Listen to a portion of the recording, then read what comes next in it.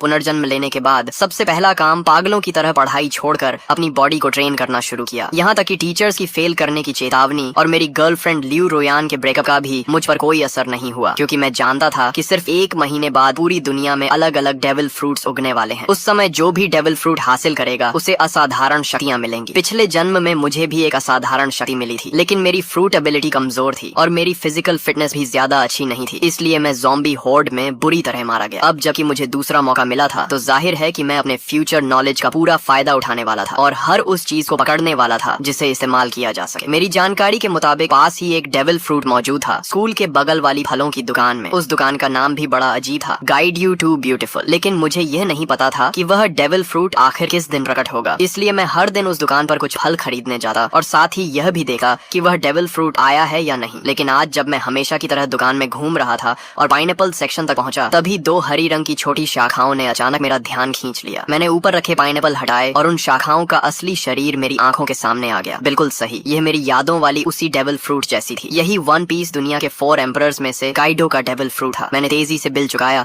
और बाकी फलों से भरा एक बैग भी उठा लिया ताकि किसी को शक न हो। जैसे ही मैं दुकान से बाहर निकला, सामने एक मजबूत शरीर वाला मध्यम उम्र का आदमी दिखाई दिया। वही आदमी जो पिछले जन्म में अज़्योर ड्रैगन फ्रूट का मालिक बना था। मैंने मन ही मन राहत की सांस ली। अगर मैं थोड़ी देर और कर देता तो ये फ्रूट उसी के हाथ लग जाती। हॉस्टल लौटे ही मैंने एक पल की भी देरी नहीं की और अज़्योर ड्रैगन फ्रूट को उठाकर सीधे एक बड़ा काट लिया। उसका स्वाद ऐसा था जैसे किसी ने सूखे पानी के टैंक और गंदगी के गड्ढे को मिलाकर उसमें सड़ी हुई पोछे की कपड़े को घुमा दिया हो और फिर सीधे मुंह में ठूंस दिया हो। इतनी गंदी टेस्ट थी कि मैं लगभग वहीं उल्टी कर देता, लेकिन मैंने खुद को रोका और किसी तरह उस गूदे को निगल लिया। फिर मैंने दिल मजबूत करके उसका बचा हुआ छिलका, बीज और वो छोटी बैंगनी शाखा भी निगल ली। काफी देर बाद मैंने गहरी सांस ली। अब चमत्कार का बीज बोया जा चुका था, बाकी सिर्फ इंतजार करना था। इसके बाद मैंने मोबाइल निकाला और शॉर्ट वीडियोस तथा फोरम ब्राउजिंग शुरू कर दी। कई प्लेटफॉर्म देखने के बाद मैंने एक आईडी सर्च की और पहला वीडियो खोला। भाइयों, देख रहे हो, ये थंडर फ्रूट है। कमेंट सेक्शन में बोली लगाओ, जो ज्यादा कीमत देगा उसे मिलेगा। ये देखकर मेरा दिल तेज धड़कने लगा। हालांकि अज़्योर ड्रैगन फ्रूट मैं पहले ही खा चुका था और दूसरा डेविल फ्रूट नहीं खा सका था, लेकिन जब अपोकलिप्स आएगा और सभी लोग इसकी असली कीमत जान जाएंगे तब करोड़ों रुपए देकर भी एक फ्रूट नहीं मिलेगी। ये सबसे महत्वपूर्ण ट्रेडिंग रिसोर्स थी और अगर ट्रेडिंग में इस्तेमाल न भी करूं तो मैं इसे अपने माता पिता या अपनी बहन को खिला सकता था। वैसे भी दूसरी फ्रूट खाने की संभावना पूरी तरह खत्म नहीं हुई थी, बस उसके लिए ताकत और किस्मत दोनों चाहिए थी। मैंने कमेंट सेक्शन में कुछ नहीं लिखा, बल्कि सीधे उस पीले बालों वाले लड़के वांग तियानची को प्राइवेट मैसेज भेजा। भाई, ये फ्रूट बहुत बढ़िया बनाई है, बिल्कुल असली जैसी लग रही है, मैं इसे खरीदना चाहता हूँ। कमेंट सेक्शन वाले लोग सिर्फ मजाक कर रहे हैं, जो कीमत चाहिए सीधे बताओ, अगर सही लगी तो तुरंत खरीद लूंगा। उसने जवाब दिया, भाई ये सचमुच डेविल फ्रूट है, इसकी कीमत 15 लाख है। मैंने कहा, अगर ये सच में डेविल फ्रूट है तो तुम खुद क्यों नहीं खा लेते? अगर बेचने का इरादा है तो सामान्य कीमत बताओ, नहीं तो मैं तुम्हें ब्लॉक कर दूंगा। वह बोला, ठीक है 1 लाख। मैंने कहा 1000 फाइनल प्राइस। तुम्हारे जैसे कलेक्टिबल मॉडल की यही असली कीमत है। वह थोड़ा निराश हुआ, सोचा था ज्यादा पैसे ठग लूंगा, लेकिन 1000 भी ठीक है, कुछ दिन मौज हो जाएगी। मैंने कहा ठीक है, पैसे दूंगा और सामान ले लूंगा। फिर मैंने पूछा, तुम कोई दुकान वाले नहीं हो? अगर मैं पैसे दे दूं और तुम सामान न भेजो तो बता दो, मैं आमने सामने डील करूंगा। उसने हंसकर कहा, सामने ही सही, क्या कर लोगे? उसने पता भेज दिया। फ्रूट मिलने के बाद मैं पूरी रफ्तार से निकल पड़ा और 2.5 घंटे में उसके बताए हुए छोटे शहर के स्टेशन पहुंच गया। मैंने पूछा, तुम वही हो जो डेविल फ्रूट बेच रहे थे? पेमेंट QR कोड दो, पहले फ्रूट देखूंगा फिर पैसे दूंगा। वह बोला, पहले पैसे फिर सामान। क्या तुम्हें लगा है मैं भाग जाऊंगा? मैंने कहा, यह तुम्हारा इलाका है। उसने सोचा और माना कि बात सही है, इस इलाके में उसकी थोड़ी बहुत पहचान थी। अगर मैं पैसे न देता तो वह एक फोन करता और उसके दोस्त मिनटों में पहुंच जाते। जब उसने बैग मेरी तरफ बढ़ाया तो मेरे हाथ तक कांप रहे थे। मैंने फ्रूट निकाली और मेरा दिल जोर जोर से धड़कने लगा। कोई गलती नहीं थी, ये असली डेविल फ्रूट थी। मैंने बिना समय गंवाए तुरंत 1000 रुपए ट्रांसफर कर दिए, फ्रूट को संभाला और वापस निकल पड़ा। अगर इस बेकार जगह से ट्रेन चलती होती तो मैं उसी समय घर लौट जाता। वापसी के रास्ते में मैं मोबाइल पर शॉर्ट वीडियोस देख रहा था कि अचानक एक वीडियो ने मेरा ध्यान खींच लिया। हाल ही में कई लोग अचानक बेहोश हो रहे हैं और काफी लोगों के शरीर पर अजीब अजीब धब्बे दिखाई देने लगे हैं। एक्सपर्ट्स का कहना था कि यह संभवतः किसी नए प्रकार का फ्लू हो सकता है और सभी से मास्क पहनने तथा सावधानी बरतने की अपील की जा रही थी। ये खबर देखते ही मेरा दिल जोर से धड़क उठा। बेहोशी, शरीर पर धब्बे, क्या यह वही संकेत नहीं थे जो पिछले जन्म में अपोकलिप्स शुरू होने से पहले दिखाई दिए थे? मैंने बिना एक पल गंवाए हॉस्टल की ओर दौड़ लगा दी। पहले से तैयार रखा हुआ अपना सामान उठाया और बाहर निकलने ही वाला था कि पीछे से अचानक एक दर्दनाक चीख सुनाई दी। कई छात्र अचानक जमीन पर गिर पड़े और उनके शरीर पर धब्बे उभरने लगे। इसके तुरंत बाद एक रहस्यमयी दबाव पूरे क्षेत्र में फैल गया, जिससे सभी लोग हिलने तक में असमर्थ हो गए। तभी जो लोग पूरी तरह बेहोश हो चुके थे वे अचानक झटके से उठ बैठे। उनकी आंखें लाल हो गईं, नाखून लंबे और नुकीले हो गए और वे पागलों की तरह एक एक कमरे से बाहर निकलने लगे। देखते ही देखते पूरे हॉस्टल में अफरा तफरी मच गई और अनगिनत छात्र रो रोते चिल्लाते बाहर की ओर भागने लगे। लेकिन उसी क्षण मैंने महसूस किया कि मेरे ब्लड लाइन की गहराइयों से एक शक्ति जाग रही है। मेरे शरीर में एज्योर ड्रैगन की शक्ति उभरने लगी। मैंने सिर उठाकर एक गूंजती हुई गर्जना की। मेरी त्वचा पर नीले ड्रैगन स्केल्स उभर आए, सिर पर ड्रैगन हॉर्न्स निकल आए और मेरे हाथ ड्रैगन क्लॉज में बदल गए। मेरा पूरा शरीर हाइब्रिड ड्रैगन फॉर्म में बदलने लगा। गलियारे में मौजूद छात्र मुझे देखकर बुरी तरह डर गए, क्योंकि उनकी नजर में मैं भी उन लोगों की तरह एक मॉन्स्टर बन चुका था। लेकिन इस हाइब्रिड फॉर्म ने मेरी फिजिकल स्ट्रेंथ, डिफेंस, स्पीड और रिकवरी एबिलिटी को कई गुना बढ़ा दिया था। तभी पीछे से 2 ज़ॉम्बीज दहाड़ते हुए मेरी तरफ झपटे। मैंने ड्रैगन क्लॉ घुमाई और उन्हें एक ही वार में दूर फेंक दिया। तभी एक और ज़ॉम्बी दूसरे कमरे से बाहर निकला। मैंने मुंह खोलकर गर्म सांस छोड़ी और अगली ही क्षण आग की लपटों ने उसे राख में बदल दिया। लेकिन सिर्फ इतनी सी फ्लेम ब्रेथ के बाद ही मुझे अपनी स्टैमिना तेजी से घटी हुई महसूस हुई। डेविल फ्रूट की असली ताकत स्टैमिना पर निर्भर करती है। भविष्य में हाकी कितना भी आम क्यों न हो जाए, आखिरकार खर्च स्टैमिना का ही होता है। अपोकलिप्स के शुरुआती चरण में हर किसी की फिजिकल लिमिट बहुत कम होती है। मैं काइडो जैसी ओनी रेस से नहीं था और न ही उसके जैसा मॉन्स्टर कॉन्स्टिट्यूशन रखता था। इसलिए एज्योर ड्रैगन फ्रूट मिलने के बावजूद मैं उसकी पूरी ताकत नहीं निकाल सका था। लेकिन मेरे पास इसका समाधान था। मैंने अपना बेसबॉल बैट उठाया। ये खास तौर पर बनवाया गया हैवी रीइंफोर्स बैट था,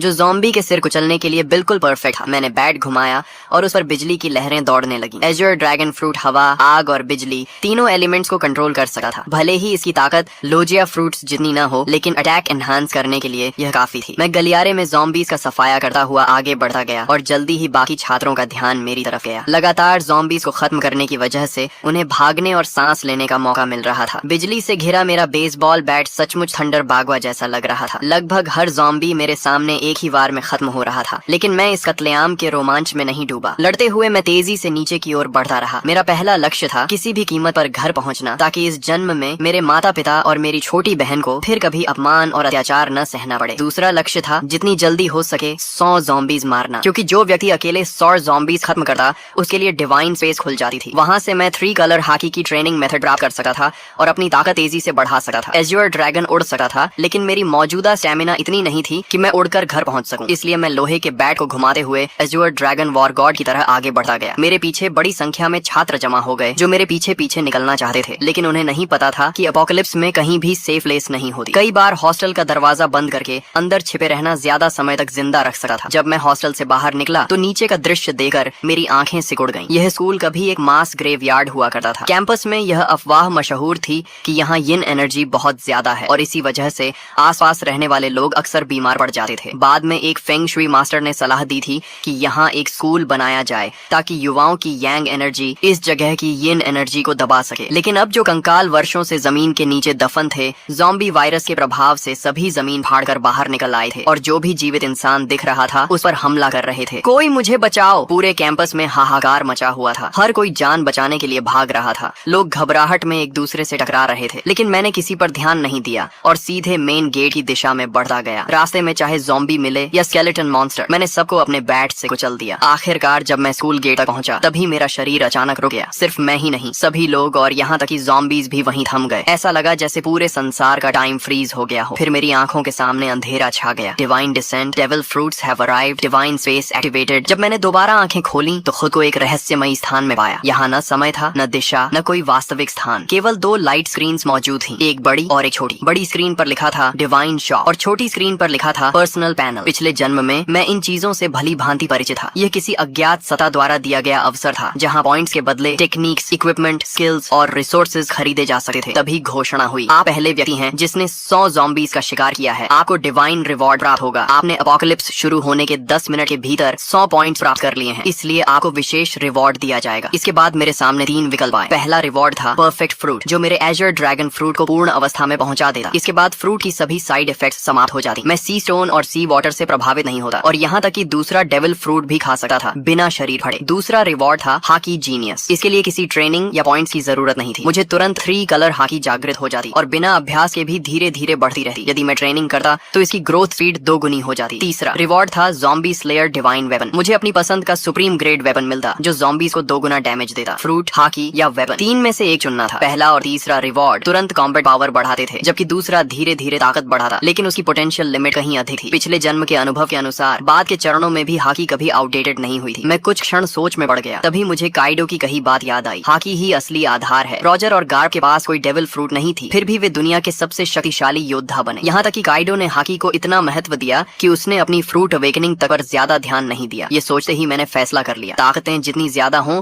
उतना अच्छा नहीं। असली बात यह है कि किसी एक ताकत को उसकी सीमा तक पहुंचाया जाए। एज्योर ड्रैगन फ्रूट कितनी शक्तिशाली बनेगी ये पूरी तरह मेरी फिजिकल स्ट्रेंथ पर निर्भर था। अगले ही क्षण मैंने हाकी जीनियस चुन लिया। तुरंत 3 कलर हाकी मेरे भीतर जाग उठी। काली ऊर्जा की एक पतली परत मेरी मुठियों पर चढ़ गई। यह आर्मामेंट हाकी थी। इसके बाद मैंने कुछ पॉइंट्स खर्च करके 5 वाटर मीट खरीदे, जो तेजी से स्टेमिना रिकवर करने वाला फूड था और लड़ाई में लंबे समय तक टिकने में मदद करता था। पर्सनल पैनल सिर्फ स्टेटस स्क्रीन नहीं थी, बल्कि कम्युनिकेशन डिवाइस भी थी। अपोकलिप्स में जब मानव सभ्यता टूट गई थी, तब लोग इसी पैनल के कम्युनिकेशन फंक्शन से संपर्क बनाए रखते थे। इसमें अलग अलग चैनल्स भी बने हुए थे और बहुत से लोग पहले ही बातचीत शुरू कर चुके थे। तभी घोषणा हुई, स्पेस कनेक्शन समाप्त होने वाली है। भविष्य में केवल विचार करते ही डिवाइन स्पेस में प्रवेश किया जा सकेगा। मेरी आंखों के सामने फिर अंधेरा छा गया। जब मैंने दोबारा आंखें खोली तो मैं वापस अपने शरीर में था। चारों ओर अनगिनत ज़ॉम्बीज और घबराए हुए छात्र शिक्षक मौजूद थे। मैंने तुरंत एक वाटर मीट मुंह में ठूंस ली और तेजी से खाते हुए स्कूल गेट की ओर बढ़ने लगा। तभी मुझे अचानक खतरे का एहसास हुआ। मैंने तुरंत अपना शरीर एक ओर घुमा लिया। जिस जगह मैं खड़ा था वहाँ अगले ही पल जमीन फट गई और एक स्केलेटन आर्म बाहर निकल आई। बहुत से लोग सोच रहे थे कि शहर छोड़कर किसी सुनसान जगह चले जाएंगे और किसी तरह जीवित रहेंगे, लेकिन उन्हें नहीं पता था कि अब इस दुनिया में 1 इंच भी सुरक्षित जमीन नहीं बची थी। इसी दौरान रास्ते में चल रही कारों के रेडियो पर इमरजेंसी ब्रॉडकास्ट लगातार बज रहा था। यह राष्ट्रीय आपातकालीन सूचना है। सभी नागरिक शांत रहें, अपने घरों के अंदर रहें और दरवाजे खिड़कियां बंद रखें। हमारी सेना पूरी तरह सक्रिय हो चुकी है। रेडियो पर आगे घोषणा हुई, हमारी बायोलॉजिकल लैबोरेटोरीज भी एंटीडोट विकसित करने में लगी हुई हैं। कृपया शांति बनाए रखें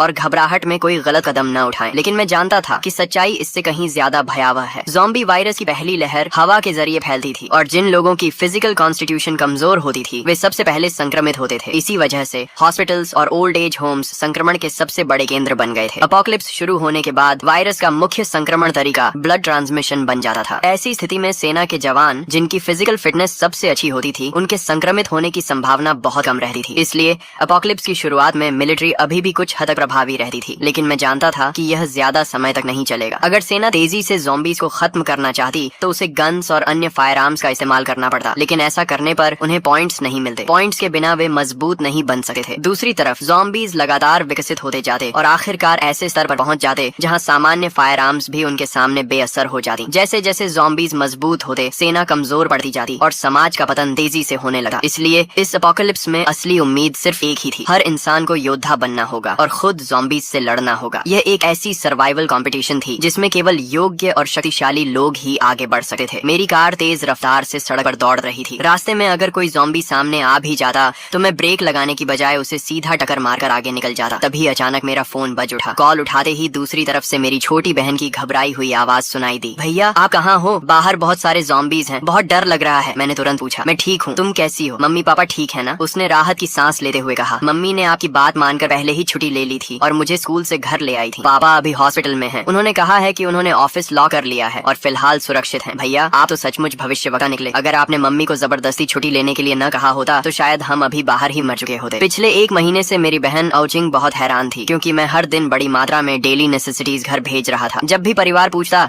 कि इतना सामान क्यों जमा कर रहा हूँ, मैं कोई जवाब नहीं देता था। उन्हें यह भी नहीं पता था कि मेरे पास इतना पैसा आया कहाँ से। असल में मेरे पास कोई पैसा नहीं था, सिर्फ 1 महीने में इतना कमाना भी असंभव था। लेकिन जब अपोकलिप्स आने ही वाला था तो मुझे कर्ज लेने से डरने की क्या जरूरत थी। मैंने लगभग हर ऑनलाइन प्लेटफॉर्म से लोन ले लिया था। अगर माता पिता को समझाने की समस्या न होती तो शायद मैं घर तक गिरवी रख देता। हालांकि डिवाइन स्पेस के मौजूद होने के कारण बहुत ज्यादा रिसोर्सेज जमा करने की जरूरत भी नहीं थी। यह सामान सिर्फ इमरजेंसी के लिए था। हम बात ही कर रहे थे कि सामने एक लग्जरी कार अचानक रास्ते में कूद पड़े ज़ॉम्बी से बचने की कोशिश में पलट गई। उसी पल एक भयानक चेन कलिजन शुरू हो गई। पीछे आ रही कई गाड़ियां एक दूसरे से टकरा गईं और कुछ ही सेकंड में सड़क पर तबाही मच गई। कई लोग वहीं मारे गए, लेकिन मैं पहले से जानता था कि ऐसा होगा। अब रुकना संभव नहीं था। मैंने तुरंत अपना बैकपैक और बेसबॉल बैट पकड़ा, एज्योर ड्रैगन फॉर्म में बदल गया और कार की छत ओढ़कर सीधे आसमान में उड़ गया। बादलों और धुंध ने मेरे विशाल ड्रैगन बॉडी को ऊपर उठाया और मैं तेजी से आसमान की ओर बढ़ गया। ये चमत्कारी दृश्य देखकर सड़क पर मौजूद सभी लोग स्तब्ध रह गए। पहले से भयानक कार एक्सीडेंट अब और भी ज्यादा अराजक हो गया, लेकिन मुझे नीचे हो रहे हंगामे से कोई मतलब नहीं था। मैं सीधे बादलों के बीच घुस गया और अपने घर की दिशा में उड़ने लगा। बीच बीच में मैं बैकपैक से वाटर मीट निकाल कर खाता ताकि स्टेमिना रिकवर होती रहे। मेरी मौजूदा ताकत इतनी नहीं थी कि मैं लगातार लंबे समय तक उड़ सकूं। आखिरकार जब सारी वाटर मीट खत्म हो गई तो मुझे जमीन पर उतरना पड़ा और मैं वापस ह्यूमन फॉर्म में बदल गया। मैंने आसपास नजर दौड़ाई। फिलहाल वहाँ कोई ज़ॉम्बी दिखाई नहीं दे रहा था। मैंने तुरंत डिवाइन स्पेस में प्रवेश किया और फिर से 5 वाटर मीट एक्सचेंज कर ली और उन्हें बैकपैक में भर लिया। इस समय मेरे बैकपैक में सिर्फ 5 5 वाटर मीट और एक थंडर फ्रूट थी। एक वाटर मीट खाने के बाद मैंने दोबारा उड़ान नहीं भरी, क्योंकि वाटर मीट स्टेमिना तो रिकवर कर सकती थी, लेकिन अगर लगातार उसी पर निर्भर रहा जाए तो स्टेमिना कंजम्पशन और तेज हो जाती थी। साथ ही मेंटल फटीग को यह बिल्कुल रिकवर नहीं कर सकती थी। मैंने मैप खोला और अपनी स्थिति देखी। मुझे किसी हाईवे तक पहुंचना था और वहां से एक व्हीकल हासिल करनी थी। दिशा तय करने के बाद मैं फिर से एज्योर ड्रैगन में बदल गया। इस बार मैं सिर्फ 10 मिनट तक उड़ा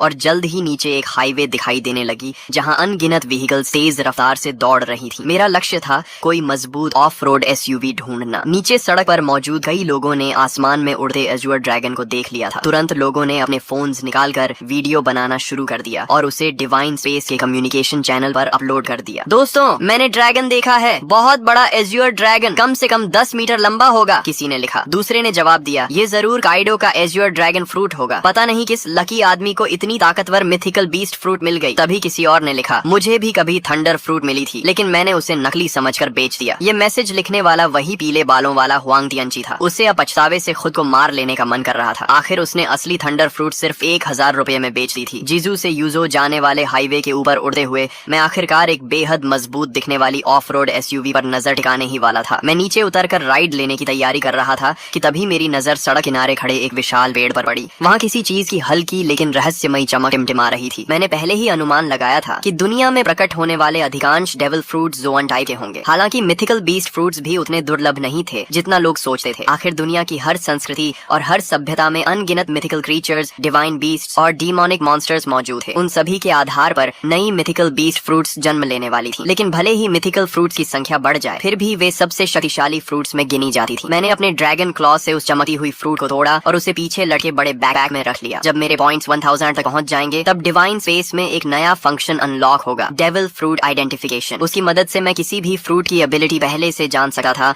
और किसी बेकार फ्रूट को खाने से बच सकता था। हालांकि यह सुविधा बहुत महंगी थी। हर आइडेंटिफिकेशन के लिए पूरे 1000 पॉइंट्स खर्च करने पड़ते थे। मैं दोबारा उस ऑफ रोड SUV का पीछा करने ही वाला था कि अचानक आगे चल रहा एक बड़ा ट्रक बुरी तरह पलट गया। उसी पल उसके अंदर से 3 ज़ॉम्बीज बाहर निकले और आसपास की गाड़ियों पर हमला करने लगे। लेकिन उस समय किसी के पास रुकने का साहस नहीं था। एक ड्राइवर ने एक्सेलरेटर पूरी ताकत से दबाया और सीधे ज़ॉम्बीज के ऊपर गाड़ी चढ़ा दी। फिर वह गाड़ी को दाएं बाएं घुमाकर ज़ॉम्बीज को गिराने की कोशिश करने लगा। उसकी इस हरकत ने तुरंत एक और चेन एक्सीडेंट पैदा कर दिया। मैंने उधर सिर्फ एक नजर डाली और फिर पलटे हुए ट्रक के पास उतर गया। ह्यूमन बीस्ट फॉर्म में बदलकर मैंने ट्रक के किनारे को पकड़ लिया और एज्योर ड्रैगन की विशाल शक्ति का इस्तेमाल करते हुए उसे जबरदस्ती सीधा खड़ा कर दिया। एज्योर ड्रैगन फ्रूट द्वारा दी गई स्ट्रेंथ वास्तव में भयावह थी। इसके बाद मैं ट्रक के अंदर घुसा और खुद उसे चलाने लगा। जब धीरे धीरे मुझे एहसास हुआ कि वे सभी मेरी ट्रक के पीछे पीछे चल रही हैं। मैंने रियर व्यू मिरर में यह दृश्य देखा, लेकिन मुझे इससे कोई फर्क नहीं पड़ा। जब तक वे मेरे काम में रुकावट नहीं डालते, उन्हें मेरे पीछे आने से कोई समस्या नहीं थी। रास्ते भर बार बार एक्सीडेंट्स होते रहे। मैं समय समय पर ट्रक से उतरता, ज़ॉम्बीज को खत्म करता और सड़क साफ करता। तभी एक मोटा और अमीर दिखने वाला मध्यम उम्र का आदमी मुस्कुराते हुए मेरे पास आया और बोला, अगर आप मेरी सुरक्षा करेंगे तो मैं आपको जितना पैसा चाहिए उतना दे सका हूँ। मैंने उसकी तरफ ठंडी नजर से देखा और कहा, एक कदम और आगे बढ़ाया तो मरोगे। वह आदमी इतना डर गया कि अनजाने में वहीं घुटनों के बल बैठ गया। उस समय मेरी ड्रैगन फॉर्म और उससे निकल रही किंगली ऑरा उसे ऐसे महसूस हो रही थी जैसे उसके सामने कोई सर्वोच्च शासक खड़ा हो। मेरी हल्की सी कॉन्करर्स हाकी ने आसपास खड़े कई लोगों को डर से जड़ कर दिया। फिर भी मौत का डर इंसान से कुछ भी करवा सकता है। एक बेहद खूबसूरत मैच्योर वुमन हिम्मत करके मेरे पास आई। अपोकलिप्स के बीच भी उसने खुद को बेहद आकर्षक तरीके से सजाया हुआ था। उसने मुस्कुराते हुए कहा, हैंडसम, क्या आप मुझे अपने साथ ले जा सके हैं? आप मेरे साथ जो चाहें कर सके हैं। मैंने बिना भाव बदले सिर्फ एक शब्द कहा, दफा हो जाओ। मैं अभी अपनी ड्रैगन एबिलिटी हटाकर ट्रक में चढ़ने ही वाला था कि तभी एक लंबा चौड़ा ताकतवर आदमी तेजी से मेरी तरफ आया। उसने देखा कि मैं रुकने वाला नहीं हूँ तो जल्दी जल्दी बोला, सर, मैंने भी बहुत सारी अपोकलिप्स नॉवेल्स पढ़ी हैं। आप इतने शक्तिशाली हैं, लेकिन क्या आपको बेस बिल्ड करने के लिए लोगों की जरूरत नहीं पड़ेगी? मेरा नाम लिन कुई है। मेरे पास कोई खास टैलेंट नहीं है, लेकिन ताकत बहुत है। मैं एक कॉम्बैट कोच हूँ और निश्चित रूप से आपके काम आ सका हूँ। मैं रुक गया और उसकी तरफ देखने लगा। थोड़ी पर हाथ रखकर कुछ देर सोचता रहा। उसकी बात गलत नहीं थी। सिविलाइजेशन और सोशल ऑर्डर जल्द ही पूरी तरह खत्म होने वाले थे। अगर मुझे अपोकलिप्स में लंबे समय तक जीवित रहना था तो मुझे अपना खुद का सेफ बेस बनाना पड़ेगा। ज़ॉम्बीज की ग्रोथ स्पीड बहुत तेज थी। अकेले मेरे लिए हर समय अपने परिवार की रक्षा करना मुश्किल था। जब लिन कुई ने देखा कि मैं सोच रहा हूँ तो उसके चेहरे पर खुशी छा गई। उसने बिना देर किए अपना सामान, अपनी कार और बाकी सब कुछ वहीं छोड़ दिया। उसे डर था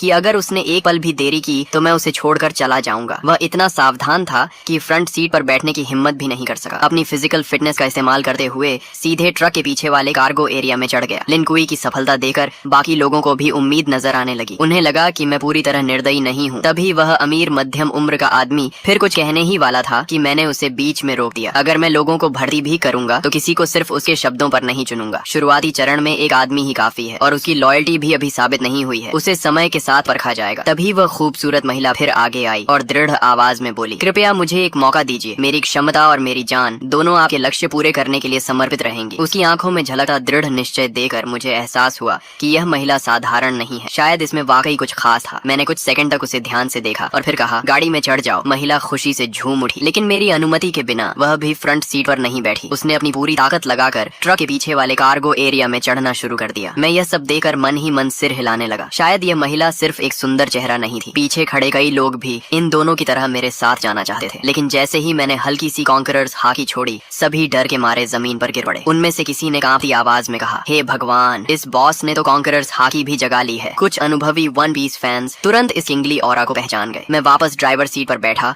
और ट्रक को आगे बढ़ा दिया। करीब 2.5 घंटे की यात्रा के बाद आखिरकार मुझे सड़क किनारे एक सर्विस एरिया दिखाई दिया, लेकिन वह जगह पूरी तरह ज़ॉम्बीज़ के कब्जे में थी। रास्ते से गुजरने वाले लोग वहाँ फ्यूल और फूड लेने जाना चाहते थे, लेकिन वहाँ मौजूद ज़ॉम्बीज़ की भारी संख्या देकर हिम्मत नहीं कर पा रहे थे। मगर मुझे इसकी चिंता नहीं थी। जैसे ही ट्रक वहाँ रुका, ज़ॉम्बीज़ का एक बड़ा झुंड हमारी तरफ दौड़ पड़ा। वे ड्राइवर कैबिन में तो नहीं घुस सकते थे, इसलिए ट्रक के पीछे चढ़कर लिन कुई और उस महिला पर हमला करने की कोशिश करने लगे। दोनों डरकर कार्गो एरिया के अंदर दुबक गए और सिर तक बाहर निकालने की हिम्मत नहीं कर पाए। मैं ट्रक से उतरा, ह्यूमन बीस्ट फॉर्म में बदला और बेसबॉल बैट घुमाते हुए कुछ ही सेकंड में ट्रक पर चढ़ रहे कई ज़ॉम्बीज़ के सिर कुचल दिए। तभी मुझे एहसास हुआ कि पीछे पीछे आ रहा पूरा व्हीकल कॉन्वॉय भी इस सर्विस एरिया तक पहुंच चुका था। वे लोग चाहते थे कि मैं ज़ॉम्बीज़ को खत्म कर दूं ताकि वे आराम से फ्यूल और सप्लाईज ले सकें, लेकिन जैसे ही उनकी गाड़ियां वहां पहुंची, अगले ही पल ज़ॉम्बीज़ का विशाल झुंड उन गाड़ियों की ओर टूट पड़ा और मजबूर होकर वह पूरा व्हीकल कॉन्वॉय सर्विस एरिया छोड़कर आगे निकल गया। उधर मैं एक एक वार में ज़ॉम्बीज़ को खत्म करता गया और कुछ ही देर में पूरे सर्विस एरिया को साफ कर दिया। सिर्फ एक ज़ॉम्बी मैंने लिनकुई के लिए छोड़ी ताकि वह प्रैक्टिस कर सके। आखिर वह एक कॉम्बैट कोच था, इसलिए उसकी स्ट्रेंथ, स्पीड और कॉम्बैट रिफ्लेक्सेस वाकई अच्छे थे। जब तक मैं फ्यूल भरकर लौटा, तब तक उसने भी उस ज़ॉम्बी को सफलतापूर्वक मार गिराया था। सप्लाईज इकट्ठा करने के बाद मैंने आखिरकार उस छिपाऊ पहने खूबसूरत महिला का नाम पूछा। हालांकि वह दिखने में पतली दुबली थी और पहली नजर में ज्यादा उपयोगी नहीं लगी थी, लेकिन जब से वह मेरी ट्रक पर चढ़ी थी, उसने खुद को काफी अच्छा साबित किया था। ज़ॉम्बीज़ के ट्रक पर चढ़ने के दौरान भी उसने चीख पुकार नहीं मचाई थी। इससे मेरे मन में उसके लिए सम्मान थोड़ा और बढ़ गया। जैसे ही मैंने उसका नाम पूछा, उसने तुरंत जवाब दिया, मेरा नाम लियू मेंगकियन है। मैंने कहा, अब से फ्रंट सीट पर बैठो, ट्रक के कार्गो एरिया में चढ़ने की जरूरत नहीं है। ये सुनते ही उसने सिर झुकाकर कहा, जी मास्टर। उसके मुंह से निकला यह संबोधन मुझे फिर से चौंका गया। उसने मेरा नाम तक नहीं पूछा और सीधे मुझे मास्टर कहकर संबोधित करने लगी। जो व्यक्ति अपना ईगो और प्राइड छोड़ सकता है, वही एपोकलिप्स जैसी दुनिया में ज्यादा समय तक जीवित रह सकता है। थोड़ी देर बाद हम फिर से यात्रा पर निकल पड़े। रास्ते में मुझे एक बार फिर मेरी बहन आओ चिंग का फोन आया, भैया आप कहाँ हो? पापा हॉस्पिटल के ऑफिस में फंसे हुए हैं। मैंने सुना है हॉस्पिटल में सबसे ज्यादा ज़ॉम्बीज़ हैं। पापा के पास खाना पानी भी नहीं है। मुझे बहुत डर लग रहा है कि उन्हें कुछ हो न जाए। उसकी आवाज रोने जैसी हो गई थी। फोन के दूसरी तरफ मेरी माँ की आवाज भी सुनाई दी, हाउ हाउ, तुम्हारे स्कूल का क्या हाल है? तुम अपना ध्यान रखना, हम तुम्हें बचाने का कोई रास्ता ढूंढ लेंगे। मैंने कहा, माँ चिंता मत करो, मुझे काइडो का एजर ड्रैगन फ्रूट मिल गया है। डेविल फ्रूट का नाम सुनते ही आओ चिंग का डर काफी कम हो गया। हम भाई बहन पूरे 1 घंटे तक फोन पर बातें करते रहे। कॉल खत्म होने के बाद मैंने तुरंत अपने पिता को फोन किया। मैंने उन्हें बताया कि मैं अब एबिलिटी यूजर बन चुका हूँ और जल्द ही हॉस्पिटल पहुंचकर उन्हें बचा लूंगा। मैंने उन्हें सख्त हिदायत दी कि ऑफिस के अंदर छिपे रहें और बाहर निकलने की कोशिश न करें। दूसरी तरफ ऑफिस में फंसे एओ हाई भूख, प्यास और लगातार दरवाजा पीटे ज़ॉम्बीज़ की वजह से बेहद परेशान थे। वह आधी नींद और आधी बेहोशी की हालत में थे कि तभी मेरा फोन आया। मेरा नाम देखते ही उनमें जान आ गई। जब मैंने उन्हें वीडियो कॉल की और उन्होंने मुझे ड्रैगन ह्यूमन फॉर्म में ज़ॉम्बीज़ का सफाया करते देखा, तब जाकर उनके दिल को सुकून मिला। उन्होंने मुझे अपने ऑफिस का रास्ता बताया। मैं तेजी से हॉस्पिटल के कोने में बने ऑफिस तक पहुंच गया। वहाँ 12 ज़ॉम्बीज़ लगातार दरवाजा तोड़ने की कोशिश कर रहे थे। दरवाजे में कई बड़े छेद भी हो चुके थे। अगर अंदर से टेबल्स और चेयर्स लगाकर उसे ब्लॉक न किया गया होता तो ज़ॉम्बीज़ कब के अंदर घुसकर पापा को टुकड़े टुकड़े कर चुके होते। मैंने बेसबॉल बैट घुमाई और कुछ ही सेकंड में उन सभी ज़ॉम्बीज़ के सिर तोड़ डाले। फिर एक जोरदार किक मारकर ऑफिस का दरवाजा खोल दिया। अंदर मौजूद पापा की हालत जरूर खराब थी, लेकिन वे पूरी तरह सुरक्षित थे। मेरे लिए यही सबसे बड़ी खुशखबरी थी। एओ हाई वाटर मीट खाते हुए बोले, तो ये वही डेविल फ्रूट एबिलिटी है जिसके बारे में तुम और आओ चिंग बात कर रहे थे। ऑफिस में फंसे रहने के दौरान उन्होंने डिवाइन स्पेस के कम्युनिकेशन चैनल्स में बहुत सारे वीडियोस और डिस्कशंस देख लिए थे, इसलिए उन्हें वन पीस और डेविल फ्रूट्स के बारे में कुछ जानकारी हो गई थी। मैं हंस पड़ा और एक और अंदर घुसे ज़ॉम्बी का सिर बैट से कुचलते हुए बोला, कैसा लगा आपका बेटा? कूल है ना? आओ हाई मुस्कुराकर बोले, बहुत कूल है बदमाश। अपोकलिप्स शुरू होने के बाद उन्होंने अपनी आंखों से अनगिनत लोगों को ज़ॉम्बीज़ के हाथों मरते देखा था। ऐसे में उनका पूरा परिवार अभी तक सुरक्षित था। यही उनके लिए सबसे बड़ी खुशी थी। हॉस्पिटल से बाहर निकलते समय मैंने देखा कि कई बिल्डिंग्स के दरवाजों और खिड़कियों के पीछे लोग छिपे हुए बाहर झांक रहे थे। जब उन्होंने एओ हाई को एक ड्रैगन मैन के साथ जाते देखा और यह भी देखा कि वह ड्रैगन मैन कितनी आसानी से ज़ॉम्बीज़ को मार रहा है, तो कई लोग मदद के लिए चिल्लाने लगे, ओल्ड हाई हमें भी बचा लो। आओ हाई के चेहरे पर दया की झलक दिखाई दी। उन्होंने कहा, हाओ इन्हें भी बचा लो, ये सब मेरे कॉलीग्स हैं, बहुत बेचारे हैं। मैंने ठंडे स्वर में जवाब दिया, बचाकर क्या करूंगा? क्या मैं इन्हें एक एक करके इनके घर भी छोड़ूंगा? और अगर घर पहुंच भी गए तो क्या वे निश्चित रूप से जिंदा रह पाएंगे? मैंने उनकी पुकारों को अनसुना किया और पापा को लेकर आगे बढ़ गया। रास्ते में हम उस कमरे के पास पहुंचे जहां लिन कुई और लियू मेंकियन छिपे हुए थे। मैंने दरवाजे पर हमला कर रहे ज़ॉम्बीज़ को खत्म किया और फिर एक बार में दरवाजा तोड़ दिया। मुझे देखकर दोनों तुरंत बाहर आ गए और एक साथ बोले, मास्टर। ये सुनकर आओ हाई की आंखें फैल गईं। एक तरफ मांसपेशियों से भरा विशाल आदमी और दूसरी तरफ एक बेहद खूबसूरत महिला, दोनों मेरे सामने इतनी इज्जत से झुके हुए थे। खासकर लियू मेंकियन द्वारा मुझे मास्टर कहना उन्हें और भी अजीब लग रहा था। उनके चेहरे पर साफ लिखा था, हे भगवान, मेरा बेटा आखिर बाहर क्या क्या कर रहा है। यहाँ तक कि मेरी 2 जन्मों की मोटी चमड़ी भी थोड़ा गर्म हो गई। मैंने सामान्य बने रहने की कोशिश करते हुए कहा, ये दोनों रास्ते में मिले छोटे भाई बहन जैसे हैं। लेकिन आओ हाई की आंखें साफ कह रही थीं कि उन्हें मेरी बात पर जरा भी विश्वास नहीं हुआ। मैं और कुछ समझाने की बजाय चुप हो गया। हम सभी ट्रक तक पहुंचे। मैंने पापा को फ्रंट सीट पर बैठाया और लियू मेंकियन को फिर से कार्गो एरिया में भेज दिया। जब हम घर पहुंचे तो मेरी बहन आओ चिंग ने लियू मेंकियन को देखते ही आश्चर्य से मुंह खोल दिया। वाह, कितनी सुंदर महिला है। और अभी इसने भैया को क्या कहा, मास्टर? फिर उसने लिन कुई की तरफ देखा, और ये मसल मॉन्स्टर कौन है? अगर कोई कह दे कि ये स्पेशल फोर्सेस का सैनिक है तो भी मैं मान लूंगी, और ये भी भैया को बॉस कह रहा है। इस समय लियू मेंकियन एक परफेक्ट मेड की तरह दोनों हाथ पेट के सामने जोड़कर शांति से मेरे पीछे खड़ी थी। वहीं लिन कुई काफी असहज महसूस कर रहा था। वह मिलनसार व्यक्ति था, लेकिन यह उसके बॉस का परिवार था, इसलिए उसे समझ नहीं आ रहा था कि कैसे व्यवहार करे। आखिर मेरी माँ लियू यून ने स्थिति संभाली और मुस्कुराते हुए कहा, सबको भूख लगी होगी ना? जैसे ही उन्हें पता चला था कि मैं और पापा लौट रहे हैं, उन्होंने सोना छोड़ दिया और पूरी रात खाना बनाने में लगा दी थी ताकि हम दोनों गरम खाना खा सकें। लेकिन उन्हें यह उम्मीद नहीं थी कि मैं 2 और लोगों को साथ ले आऊंगा, इसलिए खाना थोड़ा कम पड़ रहा था। अच्छी बात यह थी कि मैंने पहले से बहुत सारे कैंड फूड्स जमा कर रखे थे। कुछ कैंस खोलकर माँ ने पूरा बड़ा डिनर तैयार कर दिया। जब मैंने देखा कि लिन कुई और लियू मेंकियन अभी भी किनारे खड़े हैं तो मैंने उन्हें भी खाने के लिए बुलाया। लिन कुई आगे बढ़ने ही वाला था कि लियू मेंकियन बोली, मुझे थोड़ा कैंड फूड दे दीजिए, मैं मास्टर के साथ एक ही टेबल पर नहीं बैठ सकी। ये सुनते ही कमरे में मौजूद सभी लोग स्तब्ध रह गए। आओ चिंग की नजरें मेरे और लियू मेंकियन के चेहरे पर बार बार घूमने लगी। फिर शरारती मुस्कान के साथ बोली, अब मैं समझ गई, इसे फ्लर्टिंग कहते हैं। उसकी बात पूरी होने से पहले ही मैंने उसके सिर पर हल्का सा नॉक मार दिया। वह दर्द से आंखों में आंसू भरकर मेरा हाथ पकड़कर काटने लगी। डिनर खत्म होने के बाद मैंने बैकपैक से 2 डेविल फ्रूट्स निकाली। मेरे पास अभी 2 डेविल फ्रूट्स हैं, एक थंडर फ्रूट है और दूसरी की एबिलिटी अभी पता नहीं है। तुम लोग इनमें से खा लो। यह सुनकर लिन कुई और लियू मेंकियन दोनों चौंक गए। उन्हें उम्मीद नहीं थी कि मेरे पास इतनी दुर्लभ चीजें भी मौजूद हैं। उनकी आंखों में चाहत साफ दिखाई दे रही थी। आओ चिंग उत्साह से दोनों फ्रूट्स को उठाकर देखने लगी। फिर उसने उन्हें माता पिता को दिखाया, लेकिन आओ हाई ने फ्रूट देकर वापस मुझे लौटा दी। आओ चिंग को दे दो, हमारी उम्र हो चुकी है, हम खाएंगे तो बर्बाद हो जाएंगी। माँ भी सहमत हो गई। हाँ, तुम्हारे जैसा बेटा हमारी रक्षा कर रहा है, हमारे लिए वही काफी है। इतनी कीमती चीज तुम्हारे पास रहेगी तो ज्यादा काम आएगी। मैंने समझाने की कोशिश की, मेरे पास पहले से एज्योर ड्रैगन फ्रूट है, मेरी ग्रोथ बहुत तेज होगी। लेकिन अगर आप लोग भी डेविल फ्रूट्स खा लेंगे तो ज़ॉम्बीज मारकर जल्दी पॉइंट्स कमा सकेंगे और हाकी ट्रेनिंग भी अनलॉक कर पाएंगे। अपोकलिप्स में असली कैपिटल यही है। लेकिन काफी देर समझाने के बाद भी माता पिता नहीं माने। आखिर मैंने हार कर आओ चिंग की तरफ देखा। ठीक है, तुम चुन लो। आओ चिंग तो कब से इसी पल का इंतजार कर रही थी। उसने दोनों फ्रूट्स हाथ में लेकर बार बार देखा, लेकिन काफी सोचने के बाद उसने थंडर फ्रूट मुझे वापस दे दी। मैं हैरान रह गया, क्या तुम थंडर फ्रूट नहीं लोगी? लोजिया एलिमेंटलाइजेशन शुरुआती चरण में लगभग इनविंसिबल होती है, और दूसरी फ्रूट की एबिलिटी क्या है यह भी नहीं पता। आओ चिंग मुस्कुराकर बोली, डिवाइन स्पेस में डीमन रिमूवल पोशन मिलती है, उससे डेविल फ्रूट की साइड इफेक्ट्स हट सकती हैं और इंसान दूसरी फ्रूट भी खा सकता है। भैया आप इतने मजबूत हो कि वह पोशन जरूर हासिल कर लोगे। थंडर फ्रूट आपके लिए ज्यादा उपयुक्त है, मैं दूसरी फ्रूट खा लूंगी। मैंने कुछ देर सोचा और कहा, ठीक है, लेकिन पहले इसकी आइडेंटिफिकेशन कर लेते हैं। अगर एबिलिटी अच्छी हुई तो तुम खा लेना। डेविल फ्रूट आइडेंटिफिकेशन 1000 पॉइंट्स के बाद अनलॉक होती थी। आओ चिंग को ये बात पता नहीं थी क्योंकि उसके पास अभी कोई पॉइंट्स नहीं थी। लेकिन मैं स्कूल से लेकर हॉस्पिटल तक ज़ॉम्बीज का इतना सफाया कर चुका था कि मेरे पॉइंट्स 1000 से भी ज्यादा हो चुके थे। तभी आओ चिंग ने जल्दी से सिर हिलाया, नहीं, 1000 पॉइंट्स बहुत ज्यादा हैं। इतना कहकर उसने मेरे जवाब का इंतजार तक नहीं किया। उसने तुरंत उस सुनहरी मकई जैसी दिखने वाली डेविल फ्रूट उठाई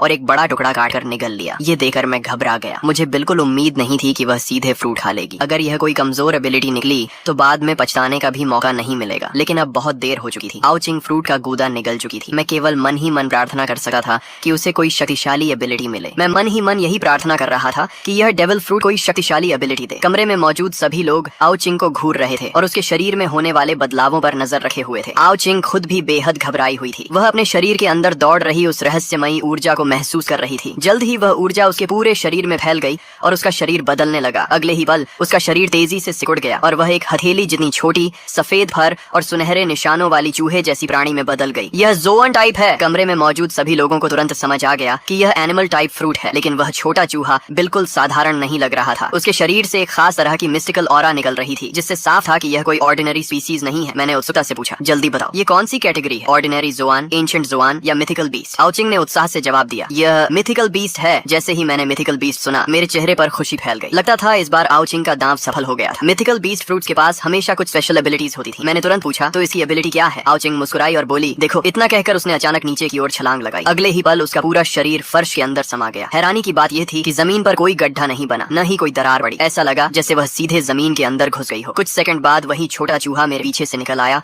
और फिर ह्यूमन बीस्ट फॉर्म में बदल गया। उसने गर्व से सीना तान कर कहा, महिलाओं और सज्जनों, मैं आधिकारिक रूप से अपनी डेविल फ्रूट एबिलिटी की घोषणा करती हूँ। मेरी फ्रूट है animal type rat fruit, mythical beast, treasure rat form. फिर उसने उंगली उठाकर कहा, मेरे पास कुल 3 एबिलिटीज हैं। पहली एबिलिटी, मैं किसी भी मिट्टी, पत्थर या अर्थ टाइप ऑब्स्टिकल को पार कर सकती हूँ, चाहे जमीन के अंदर जाना हो या दीवार के आर पार निकलना हो। मेरे लिए यह सिर्फ पानी की एक परत पार करने जैसा है। ये सुनकर हम सब हैरान रह गए, लेकिन आओ चिंग यही नहीं रुकी। उसने आगे कहा, दूसरी एबिलिटी, मेरे पास एक इंडिपेंडेंट ट्रेजर स्पेस है, जिसमें मैं किसी भी नॉन लिविंग ऑब्जेक्ट को स्टोर कर सकती हूँ। इतना कहकर वह कमरे के कोने में रखे माँ को उठाकर अपने सीने की तरफ ले गई। अगले ही पल उसने उस लंबे माँ को सीधे अपने शरीर के अंदर धकेल दिया। कमरे में मौजूद सभी लोगों की आंखें फैल गईं। वह लंबा माँ पूरी तरह उसके शरीर में गायब हो गया। यहाँ तक कि माँ लियू यून भी हैरान होकर उसकी तरफ दौड़ी। उन्होंने आओ चिंग के कपड़ों के अंदर हाथ डालकर देखा कि कहीं उसने मॉप छिपाया तो नहीं है, लेकिन वहाँ कुछ नहीं था। फिर आओ चिंग ने अपना हाथ सीने के पास डाला और उसी माँ को वापस बाहर निकाल लिया। मेरी सबसे ज्यादा दिलचस्पी दूसरी एबिलिटी में थी। मैंने तुरंत पूछा, इस स्टोरेज स्पेस का साइज कितना है? ये मेरे लिए बेहद महत्वपूर्ण सवाल था। मेरी जानकारी के अनुसार अपोकलिप्स के शुरुआती चरण में किसी भी तरह का स्टोरेज इक्विपमेंट मौजूद नहीं था। बाद में होगा या नहीं यह भी मुझे नहीं पता था, लेकिन अगर आओ चिंग का स्टोरेज स्पेस बड़ा निकला तो वह हमारे लिए अनमोल साबित हो सकता था। आओ चिंग ने जवाब दिया, अभी इसका साइज सिर्फ 10 क्यूबिक मीटर्स है, लेकिन जैसे जैसे मैं फ्रूट को डेवलप करूंगी ये स्पेस लगातार बड़ा होता जाएगा। ये सुनकर मैं पहले ही काफी प्रभावित था, लेकिन तभी आओ चिंग ने शरारती मुस्कान के साथ कहा, अभी खत्म नहीं हुआ है, मेरी तीसरी एबिलिटी भी है। मैं एक पल के लिए पूरी तरह चौंक गया। सिर्फ अर्थ ट्रैवल और पर्सनल स्टोरेज स्पेस ही पहले से गॉड टियर एबिलिटीज जैसी थी, और अब वह कह रही थी कि उसके पास तीसरी एबिलिटी भी है। मैंने तुरंत पूछा, क्या? आओ चिंग गर्व से बोली, ट्रेजर डिटेक्शन। ये सुनते ही मेरे मुंह से लगभग गाली निकल गई। अर्थ ट्रैवल, स्टोरेज स्पेस और ट्रेजर डिटेक्शन, ये कॉम्बिनेशन तो बिल्कुल चीट एबिलिटी जैसा था। एक पल के लिए मुझे लगा कि मेरी एज्योर ड्रैगन फ्रूट भी इतनी शानदार नहीं है, लेकिन फिर मैंने खुद को याद दिलाया कि एज्योर ड्रैगन फ्रूट की भी अपनी खूबियां थी। सबसे पहले वह विंड, फायर और लाइटनिंग तीनों नेचुरल एलिमेंट्स को कंट्रोल कर सकती थी। दूसरा, वह क्लाउड राइडिंग की मदद से उड़ने की एबिलिटी देती थी। और तीसरा, वह अन्य अधिकांश ज़ोआन फ्रूट्स की तुलना में कहीं ज्यादा स्ट्रेंथ, डिफेंस, स्पीड और रिकवरी प्रदान करती थी। तुलना करने पर साफ था कि एज्योर ड्रैगन कॉम्बैट के लिए बनी थी, जबकि ट्रेजर रैट कॉम्बैट के बाहर सपोर्ट और एक्सप्लोरेशन के लिए बनी थी। लेकिन तभी आओ चिंग का चेहरा थोड़ा उदास हो गया। उसने कहा, इस फ्रूट की एक कमजोरी भी है। दूसरे ज़ोआन यूजर्स की तरह बीस्ट फॉर्म में जाने पर मुझे कोई स्ट्रेंथ या डिफेंस बूस्ट नहीं मिलता, बल्कि बीस्ट फॉर्म में मेरी कॉम्बैट पावर लगभग 0 हो जाती है। फिर उसने ह्यूमन बीस्ट फॉर्म दिखाते हुए कहा, और ह्यूमन बीस्ट फॉर्म में भी मुझे लगभग कोई फिजिकल एनहांसमेंट नहीं मिलती। मेरी स्ट्रेंथ और डिफेंस एक सामान्य इंसान जैसी ही रहती है। इतना कहने के बाद वह फिर मुस्कुराई, लेकिन मेरी स्पीड बहुत ज्यादा है। मुझे लगता है कि मेरी स्पीड बोनस बाकी मिथिकल ज़ोआन यूजर्स से कम 2 गुनी है। उसके चेहरे पर गर्व साफ दिखाई दे रहा था। सच कहूं तो ये कॉम्बैट ओरिएंटेड डेविल फ्रूट नहीं थी, लेकिन इसकी यूटिलिटी शायद एज्योर ड्रैगन फ्रूट से भी ज्यादा मूल्यवान थी। आखिर ट्रेजर डिटेक्शन का मतलब क्या था? अपोकलिप्स के इस दौर में दुनिया का सबसे बड़ा ट्रेजर क्या था? जवाब लगभग तय था, डेविल फ्रूट्स। हालांकि सिर्फ डेविल फ्रूट्स ही नहीं, भविष्य में अलग अलग सीक्रेट रेल्म्स और मिस्टिकल डंजन्स भी खुलने वाले थे। और आओ चिंग की यह एबिलिटी हमें उन सभी जगहों पर छिपे हुए ट्रेजर्स, रिसोर्सेज और अपॉर्चुनिटीज ढूंढने में बेहद बड़ी बढ़त देने वाली थी। यह सोचकर मेरे मन में एक ही विचार आया, शायद हमारी पूरी फैमिली की किस्मत अभी अभी बदल गई थी। भविष्य में खुलने वाले सीक्रेट रेल्म्स और मिस्टिकल डंजन्स में भी हमें इस एबिलिटी की वजह से बहुत बड़ा फायदा मिलने वाला था। मैंने कुछ देर सोचने के बाद थंडर फ्रूट आओ चिंग को देते हुए कहा, इसे अपने ट्रेजर स्पेस में रखो। फिलहाल पूरी दुनिया में इससे ज्यादा सुरक्षित जगह कोई नहीं है। थंडर फ्रूट की असली कीमत समझने के बाद मैंने उसे एओ चिंग के स्टोरेज स्पेस में रखवा दिया। इसके बाद मैंने अपने पॉइंट्स में से सभी को 30 पॉइंट्स दिए, ताकि वे 3 कलर हॉकी की ट्रेनिंग मेथड एक्सचेंज कर सकें। आखिर बिना डेविल फ्रूट के भी अगर कोई हॉकी को उसकी सीमा तक विकसित कर ले तो वह एक शक्तिशाली योद्धा बन सकता था। वहीं दूसरी तरफ डेविल फ्रूट होने के बावजूद अगर किसी की हॉकी कमजोर हो तो वह अपोकलिप्स में धीरे धीरे पीछे छूट जाता। इसके बाद मैंने डिवाइन स्पेस से सभी के लिए एक साधारण मिलिट्री नाइफ एक्सचेंज की। सारी तैयारी पूरी होने के बाद मैं सभी को लेकर घर से बाहर निकल गया। बिल्डिंग के नीचे अनगिनत ज़ॉम्बीज इधर उधर भटक रहे थे। मैं ड्रैगन ह्यूमन फॉर्म में बदला और एक ज़ॉम्बी को बैट से मारकर जमीन पर गिरा दिया ताकि वह हिल न सके। फिर मैंने अपने पिता से कहा, पापा इस नाइफ से इसे खत्म कीजिए। आओ हाय कुछ क्षण झिनके। आखिर वह ज़ॉम्बी बनने से पहले एक इंसान ही था। उनके लिए किसी इंसान जैसे दिखने वाले प्राणी को मारना आसान नहीं था। तभी आओ चिंग आगे बढ़ी और बोली, भैया पापा को मैं डेमोन्स्ट्रेशन देती हूँ। उसने तुरंत अपनी लॉन्ग नाइफ निकाली और एक ही वार में ज़ॉम्बी का सिर अलग कर दिया। हवा में सड़ी हुई बदबू फैल गई। आओ हाय ने नाक सिकोड़ ली, लेकिन एक डॉक्टर होने की वजह से वह ज्यादा नहीं घबराए। मैंने फिर एक और ज़ॉम्बी को पकड़कर जमीन पर गिरा दिया। इस बार लियू मेंकियान खुद आगे आई और उसने ज़ॉम्बी को खत्म कर दिया। दोनों लड़कियों को देखकर आखिर आओ हाय ने भी हिम्मत जुटाई और अपनी पहली ज़ॉम्बी को खुद मार गिराया। उसके बाद मान लियू युन ने भी एक ज़ॉम्बी को खत्म किया। जहाँ तक लिन कुई की बात थी, वह पहले से ही अकेले एक ज़ॉम्बी से लड़ सकता था। कॉम्बैट कोच होने की वजह से उसकी कॉम्बैट एबिलिटी मेरे परिवार के बाकी लोगों से कहीं बेहतर थी। अब उन सभी के पास हाकी ट्रेनिंग मेथड थी। आर्मामेंट हाकी की असली ट्रेनिंग एक्सट्रीम फिजिकल कंडीशनिंग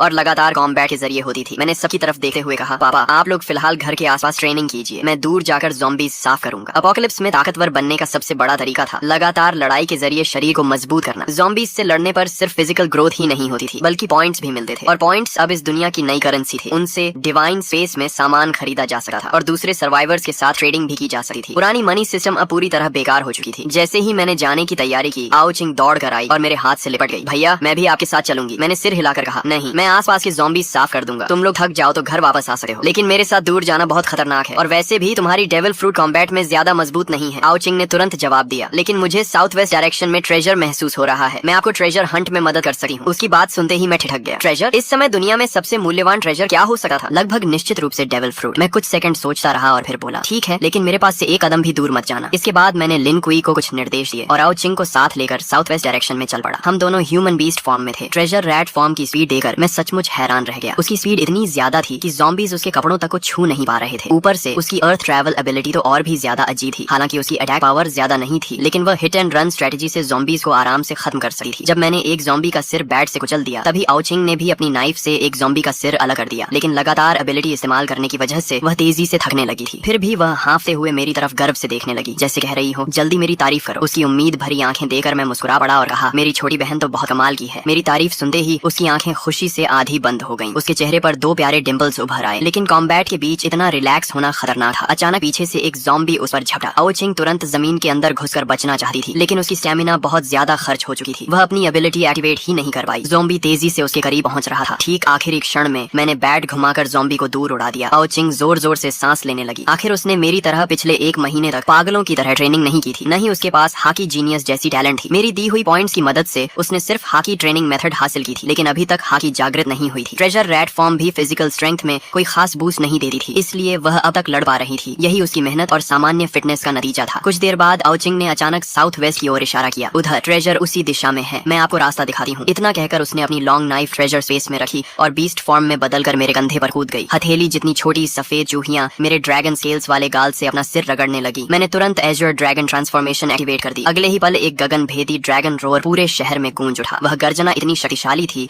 कि आसपास की बिल्डिंग्स में छिपे हुए सभी लोग चौंक गए। लोग खिड़कियों और बैल्कनीज से बाहर झांकने लगे और फिर उन्होंने एक अविश्वसनीय दृश्य देखा। एक विशाल एज़्योर ड्रैगन बादलों और धुंध पर कदम रखते हुए आसमान की ओर उड़ रहा था और कुछ ही क्षणों में बादलों के समुद्र के भीतर गायब हो गया। अगर एज़्योर ड्रैगन बॉस हमारे बीएन सिटी तक आ ही गए हैं, तो क्या वह पूरे शहर के ज़ॉम्बीज साफ कर देंगे? किसी ने आसमान में उड़ते एज़्योर ड्रैगन का वीडियो रिकॉर्ड करके डिवाइन स्पेस के कम्युनिकेशन चैनल पर अपलोड कर दिया। जो लोग ज़ॉम्बीज से लड़ने की हिम्मत नहीं जुटा पा रहे थे, वे अपने घरों में छिपे हुए थे और डिवाइन स्पेस के जरिए दुनिया भर के सर्वाइवर्स से बातचीत कर रहे थे। दूसरी तरफ मैं आओ चिंग के बताए हुए डायरेक्शन में उड़ता हुआ तेजी से आगे बढ़ रहा था। ट्रेजर रेड फॉर्म में बदली आओ चिंग बार बार अपनी छोटी नाक फड़काकर ट्रेजर की दिशा महसूस कर रही थी। जैसे जैसे हम ट्रेजर के करीब पहुंचते गए, उसकी फीलिंग और मजबूत होती गई। जल्द ही हम एक घने जंगल के ऊपर पहुंच गए। मैं आसमान से नीचे उतरा और ह्यूमन बीस्ट फॉर्म में बदल गया। फिर हम दोनों तेजी से जंगल के अंदर दौड़ पड़े। यहाँ इंसान बहुत कम थे और ज़ॉम्बीज भी मुश्किल से 2-4 दिखाई दे रहे थे। रास्ते में मिले ज़ॉम्बीज को मैंने आसानी से खत्म कर दिया। तभी अचानक आओ चिंग जोर से चिल्लाई। एक बड़े पाइन ट्री के नीचे एक बदसूरत और चालाक चेहरे वाला आदमी खड़ा था। उसके हाथ में एक लाल रंग का सितारे के आकार का डेविल फ्रूट था। उसके चेहरे पर पागलों जैसी खुशी थी। वह शहर से जान बचाकर भागा था और सोचा था कि सुनसान जंगल में छिप जाएगा, लेकिन यहाँ उसे डेविल फ्रूट मिल गया था। वह वन पीस का फैन नहीं था, इसलिए फ्रूट को पहचान नहीं पाया, लेकिन डिवाइन स्पेस के फोरम से उसे इतना पता था कि कोई भी डेविल फ्रूट बेहद कीमती ट्रेजर होती है। वह फ्रूट को देखते हुए हंस पड़ा। लगता है किस्मत आखिरकार वांग देफा पर मेहरबान हो गई। इतना कहकर उसने अपने पीले दांतों वाला मुंह खोला और फ्रूट को खाने ही वाला था। मेरा और आओ चिंग का चेहरा तुरंत बदल गया। अब उसे रोकने के लिए हमारे पास समय नहीं था। मैंने बिना सोचे एक गर्म फायर ब्रेथ उसकी तरफ फेंक दी। अगले ही पल वह आदमी आग में घिर गया। मैं और आओ चिंग तुरंत दौड़कर वहां पहुंचे। राख के बीच डेविल फ्रूट बिल्कुल सुरक्षित पड़ी थी। मैंने राहत की सांस ली और उसे उठा लिया। अपोकलिप्स का एक जीवन जीने के बाद मेरे अंदर पहले जैसी दया नहीं बची थी, लेकिन आओ चिंग के चेहरे पर असहजता साफ दिखाई दे रही थी। उसकी परवरिश ऐसी नहीं थी कि वह किसी को मरते हुए देखकर सहज रह सके। मैंने शांत स्वर में कहा, इस दुनिया में ताकत ही नियम नियम है। अगर हमारे पास शक्ति नहीं होती और किसी को हमारे डेविल फ्रूट का पता चल जाता तो हमारा भी यही हाल होता। आओ चिंग ने धीरे से सिर हिलाया। अपोकलिप्स को अभी सिर्फ 2 दिन हुए थे, लेकिन डिवाइन स्पेस के फोरम पर उसने इंसानी लालच और क्रूरता के कई उदाहरण देख लिए थे। वह मेरी बात समझती थी, लेकिन उसके दिल में अभी भी थोड़ा अपराध बोध था। वह चुपचाप मेरा हाथ पकड़कर खड़ी रही। फिर हम दोनों ने उस डेविल फ्रूट को गौर से देखा। वह लाल रंग का हार्ट शेप्ड फ्रूट था, जिस पर काले घुमावदार पैटर्न्स बने हुए थे। वन पीस फैंस होने के कारण हम दोनों ने उसे तुरंत पहचान लिया। ये वन पीस की सबसे कीमती फ्रूट्स में से एक थी। निका फ्रूट की तरह इसकी कीमत भी 50 अरब बेली मानी जाती थी। ये थी ऑप फ्रूट, लॉ की प्रसिद्ध सर्जरी फ्रूट। मेरे पिछले जीवन में इस फ्रूट का यूजर एक बेहद मशहूर और शक्तिशाली व्यक्ति था, लेकिन वह ताकतवर व्यक्ति और ये घटिया आदमी एक दूसरे से बिल्कुल अलग थे। साफ था कि इस आदमी ने फ्रूट खाने के बाद ज्यादा समय तक जीवित नहीं रहा होगा। उसकी मौत के बाद फ्रूट फिर से दुनिया में कहीं और रिस्पॉन हुई होगी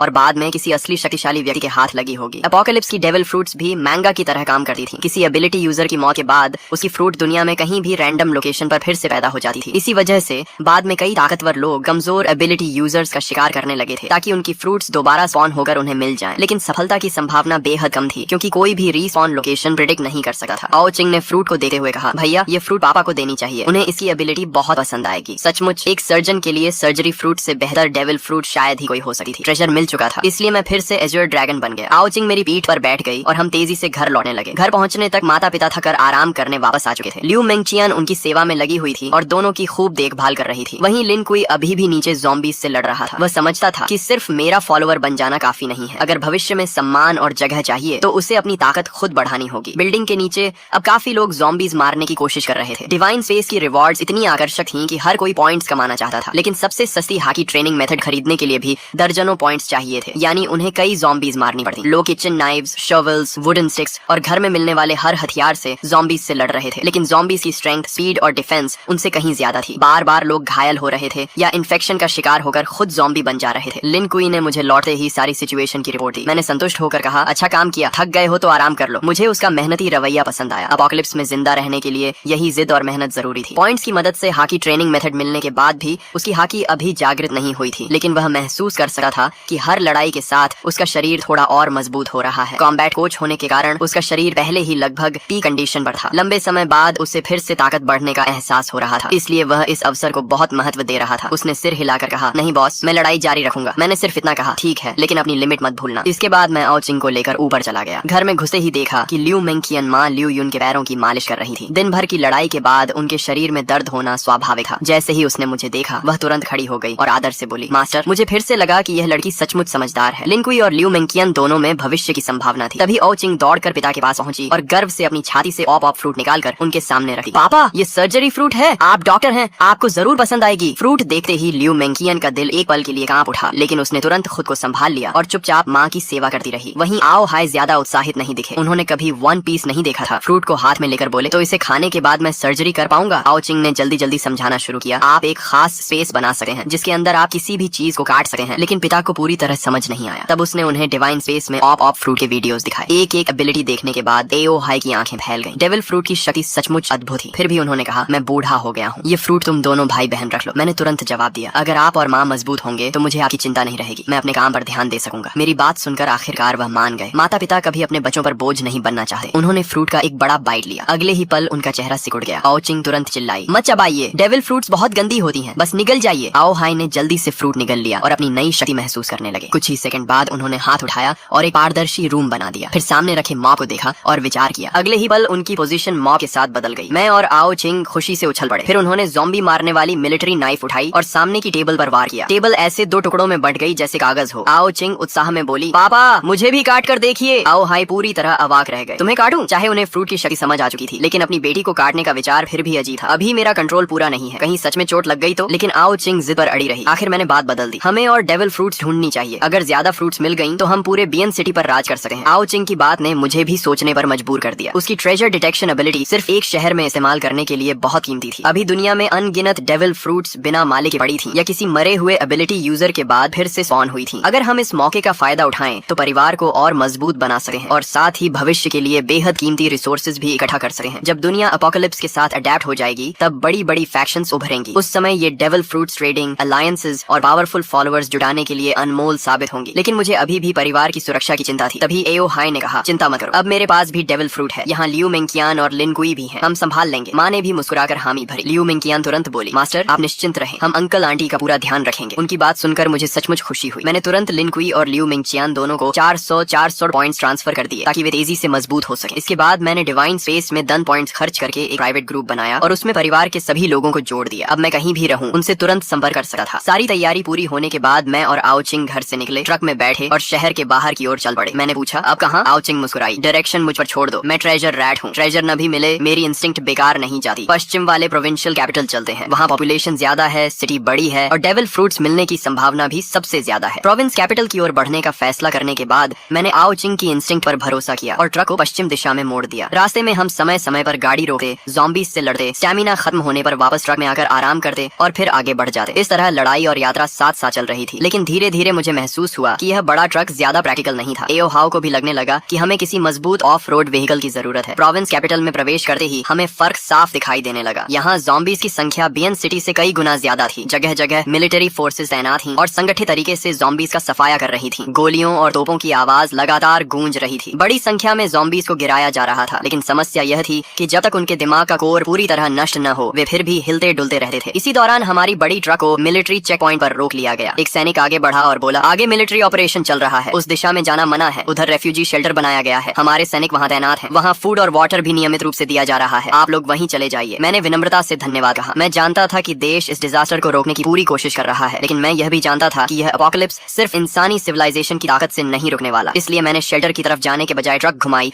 और दूसरा रास्ता पकड़ लिया। फिलहाल हमारे पास दुनिया को बचाने की ताकत नहीं थी। हम वापस एक पुराने क्रॉस रोड तक पहुंचे और फिर उत्तर दिशा में लगभग 7-8 किलोमीटर चलने के बाद दोबारा पश्चिम की ओर मुड़ गए। इस इलाके में मिलिट्री कंट्रोल नहीं था, इसलिए ज़ॉम्बीज अभी भी हर जगह फैले हुए थे। कभी कभी किसी बिल्डिंग के बाहर सर्वाइवर्स ज़ॉम्बीज से लड़ते दिखाई देते। वे किसी तरह कुछ ज़ॉम्बीज मारते, फिर तुरंत बिल्डिंग के अंदर लौट जाते, आराम करते और बाद में फिर बाहर आकर पॉइंट्स कमाने की कोशिश करते। हर कोई एपोकलिप्स में जिंदा रहने के लिए अपनी अपनी पूरी कोशिश कर रहा था। लेकिन उसी दौरान मेरी नजर एक और चीज पर पड़ी जिसने मेरा ध्यान खींच लिया। ये एक शानदार ऑफ रोड व्हीकल थी, सिविलियन वर्जन की आर्मर्ड व्हीकल जैसी मजबूत और भारी। इसमें मिलिट्री टारगेटिंग सिस्टम जैसी सुविधाएं नहीं थी, लेकिन बाकी हर चीज मौजूद थी। ये लगभग वही व्हीकल थी जिसकी मुझे तलाश थी। इस समय एक युवा उस व्हीकल के अंदर छिपा हुआ था। उसने डोर में एक छोटा सा होल बना रखा था और वहीं से एक लंबा स्पीयर बाहर निकालकर ज़ॉम्बीज पर हमला कर रहा था। हालांकि उसके लिए ज़ॉम्बी के सिर पर वार करना आसान नहीं था, लेकिन धीरे धीरे वह कुछ ज़ॉम्बीज मारने में सफल हो जाता था। मैंने अपनी ट्रक उस डोंगफंग मेंगशी व्हीकल के पास रोक दी। फिर मैं और आओचिंग नीचे उतरे। मैं ड्रैगन ह्यूमन फॉर्म में बदल गया और अपनी भारी बेसबॉल बैट घुमाते हुए आगे बढ़ा। ये बैट इतनी उपयोगी थी कि पॉइंट्स होने के बावजूद मैंने अब तक कोई स्पेशल वेपन एक्सचेंज नहीं किया था। दूसरी तरफ व्हीकल के अंदर छिपा युवक घबरा गया। उसने देखा कि उसके पास अचानक एक ट्रक आकर रुकी है। उसके दिल की धड़कन तेज हो गई। हे भगवान, एजर ड्रैगन बॉस, क्या एजर ड्रैगन बॉस भी मेरी गाड़ी लूटने आए हैं? वह अंदर बैठा बैठा तरह तरह की बातें सोचने लगा। लेकिन कुछ ही मिनटों में मैंने आसपास के सभी ज़ॉम्बीज खत्म कर दिए और उसकी व्हीकल की विंडो पर नॉक किया। युवक ने सावधानी से डोर खोला। उसे पता था कि अगर एजर ड्रैगन बॉस सच में उसकी व्हीकल चाहते तो उसे रोकने की कोई ताकत उसके पास नहीं थी, इसलिए सहयोग करना ही बेहतर था। मैंने सीधे कहा, एक ट्रक, आधा कंटेनर डीजल और बदले में मुझे तुम्हारी ये व्हीकल चाहिए। युवक कुछ सेकंड तक मुझे घूरता रहा। उसके चेहरे पर हैरानी साफ दिखाई दे रही थी। एक ट्रक और आधा कंटेनर डीजल मेरी मेंगशी के बदले? उसने मन ही मन सोचा कि मैं शायद उसकी व्हीकल सीधे छीन लूंगा, लेकिन मैं तो बाकायदा एक्सचेंज की बात कर रहा था। उसने जल्दी ही हिसाब लगा लिया। वैसे भी व्हीकल बदलने के बाद ट्रक उसके किसी काम की नहीं रहने वाली थी और इतना डीजल वह अकेले इस्तेमाल भी नहीं कर सकता था। लेकिन फिर उसे मेरी असली योजना समझ में आ गई। मैं असल में बहुत कम कीमत देकर एक बेहतरीन व्हीकल लेना चाहता था। अचानक उसने मुस्कुराकर कहा, बॉस, मुझे ट्रक नहीं चाहिए, डीजल भी नहीं चाहिए, मैं आपको व्हीकल फ्री में दे देता हूँ। मैं थोड़ा चौंका। फिर तुम्हें क्या चाहिए? युवक ने बिना झिझक जवाब दिया, बस मुझे अपने साथ ले चलिए। पिछले 2 दिनों में उसने एपोकलिप्स की असली भयावहता देख ली थी। अब उसके सामने एज़्योर ड्रैगन जैसा ताकतवर व्यक्ति खड़ा था। अगर अभी उसने इस मौके को गंवा दिया तो शायद फिर कभी ऐसा अवसर नहीं मिलेगा। उसे साफ दिख रहा था कि यह एक ऐसी जांग है जिसे पकड़ना ही होगा। उसकी मोटी चमड़ी देखकर मैं कुछ पल के लिए निरुत्तर रह गया। यह आदमी सचमुच बेशर्म था। मैंने सिर हिलाया और कहा, मुझे अभी कुछ जरूरी काम है, मैं तुम्हें साथ नहीं ले जा सकता। युवक का चेहरा तुरंत उतर गया, लेकिन मैंने आगे कहा, ऐसा करते हैं, मैं तुम्हें 30 पॉइंट्स देता हूँ, इससे तुम 3 colour hockey training method exchange कर सकते हो। बाकी का रास्ता तुम्हें खुद तय करना होगा। युवक की आंखें चमक उठी। बॉस, उसकी आवाज भावुक हो गई। आखिर एपोकलिप्स में शुरुआती 30 पॉइंट्स किसी खजाने से कम नहीं थे। मुझे साथ ले चलो ना, मैंने विल्डरनेस सर्वाइवल सीखी है, मैं बहुत सारे काम कर सका हूँ, मुझे साथ ले चलो ना, मुझे साथ ले चलो ना। वह एपोकलिप्स एंथुसियास्ट था। उसने खास तौर पर यह मोटी सिविलियन आर्मर्ड व्हीकल बनवाई थी और पूरा सर्वाइवल इक्विपमेंट सेट भी तैयार किया था। देखिए, ये गाड़ी मैंने खुद कस्टम बनवाई है और ये सारे उपकरण भी मैंने ही तैयार किए हैं। मैं सच में बहुत काम आ सका हूँ, लेकिन मुझे अभी अपने काम करने हैं, इसलिए तुम्हें साथ ले जाना संभव नहीं है। हाँ, मैं तुम्हारे विला के सारे ज़ॉम्बी साफ कर सका हूँ और तुम्हारे पास जो 30 से ज्यादा पॉइंट्स हैं उनसे तुम हॉकी ट्रेनिंग मेथड खरीद सकते हो और धीरे धीरे खुद भी मजबूत बन सकते हो। भले ही उसका मकसद पूरा नहीं हुआ, लेकिन हॉकी ट्रेनिंग मेथड मिलना भी कम नहीं था। कम से कम अब उसके पास इस एपोकलिप्स में सचमुच जिंदा रहने का सहारा था। मैं और आओचिंग उसके साथ उसके विला में गए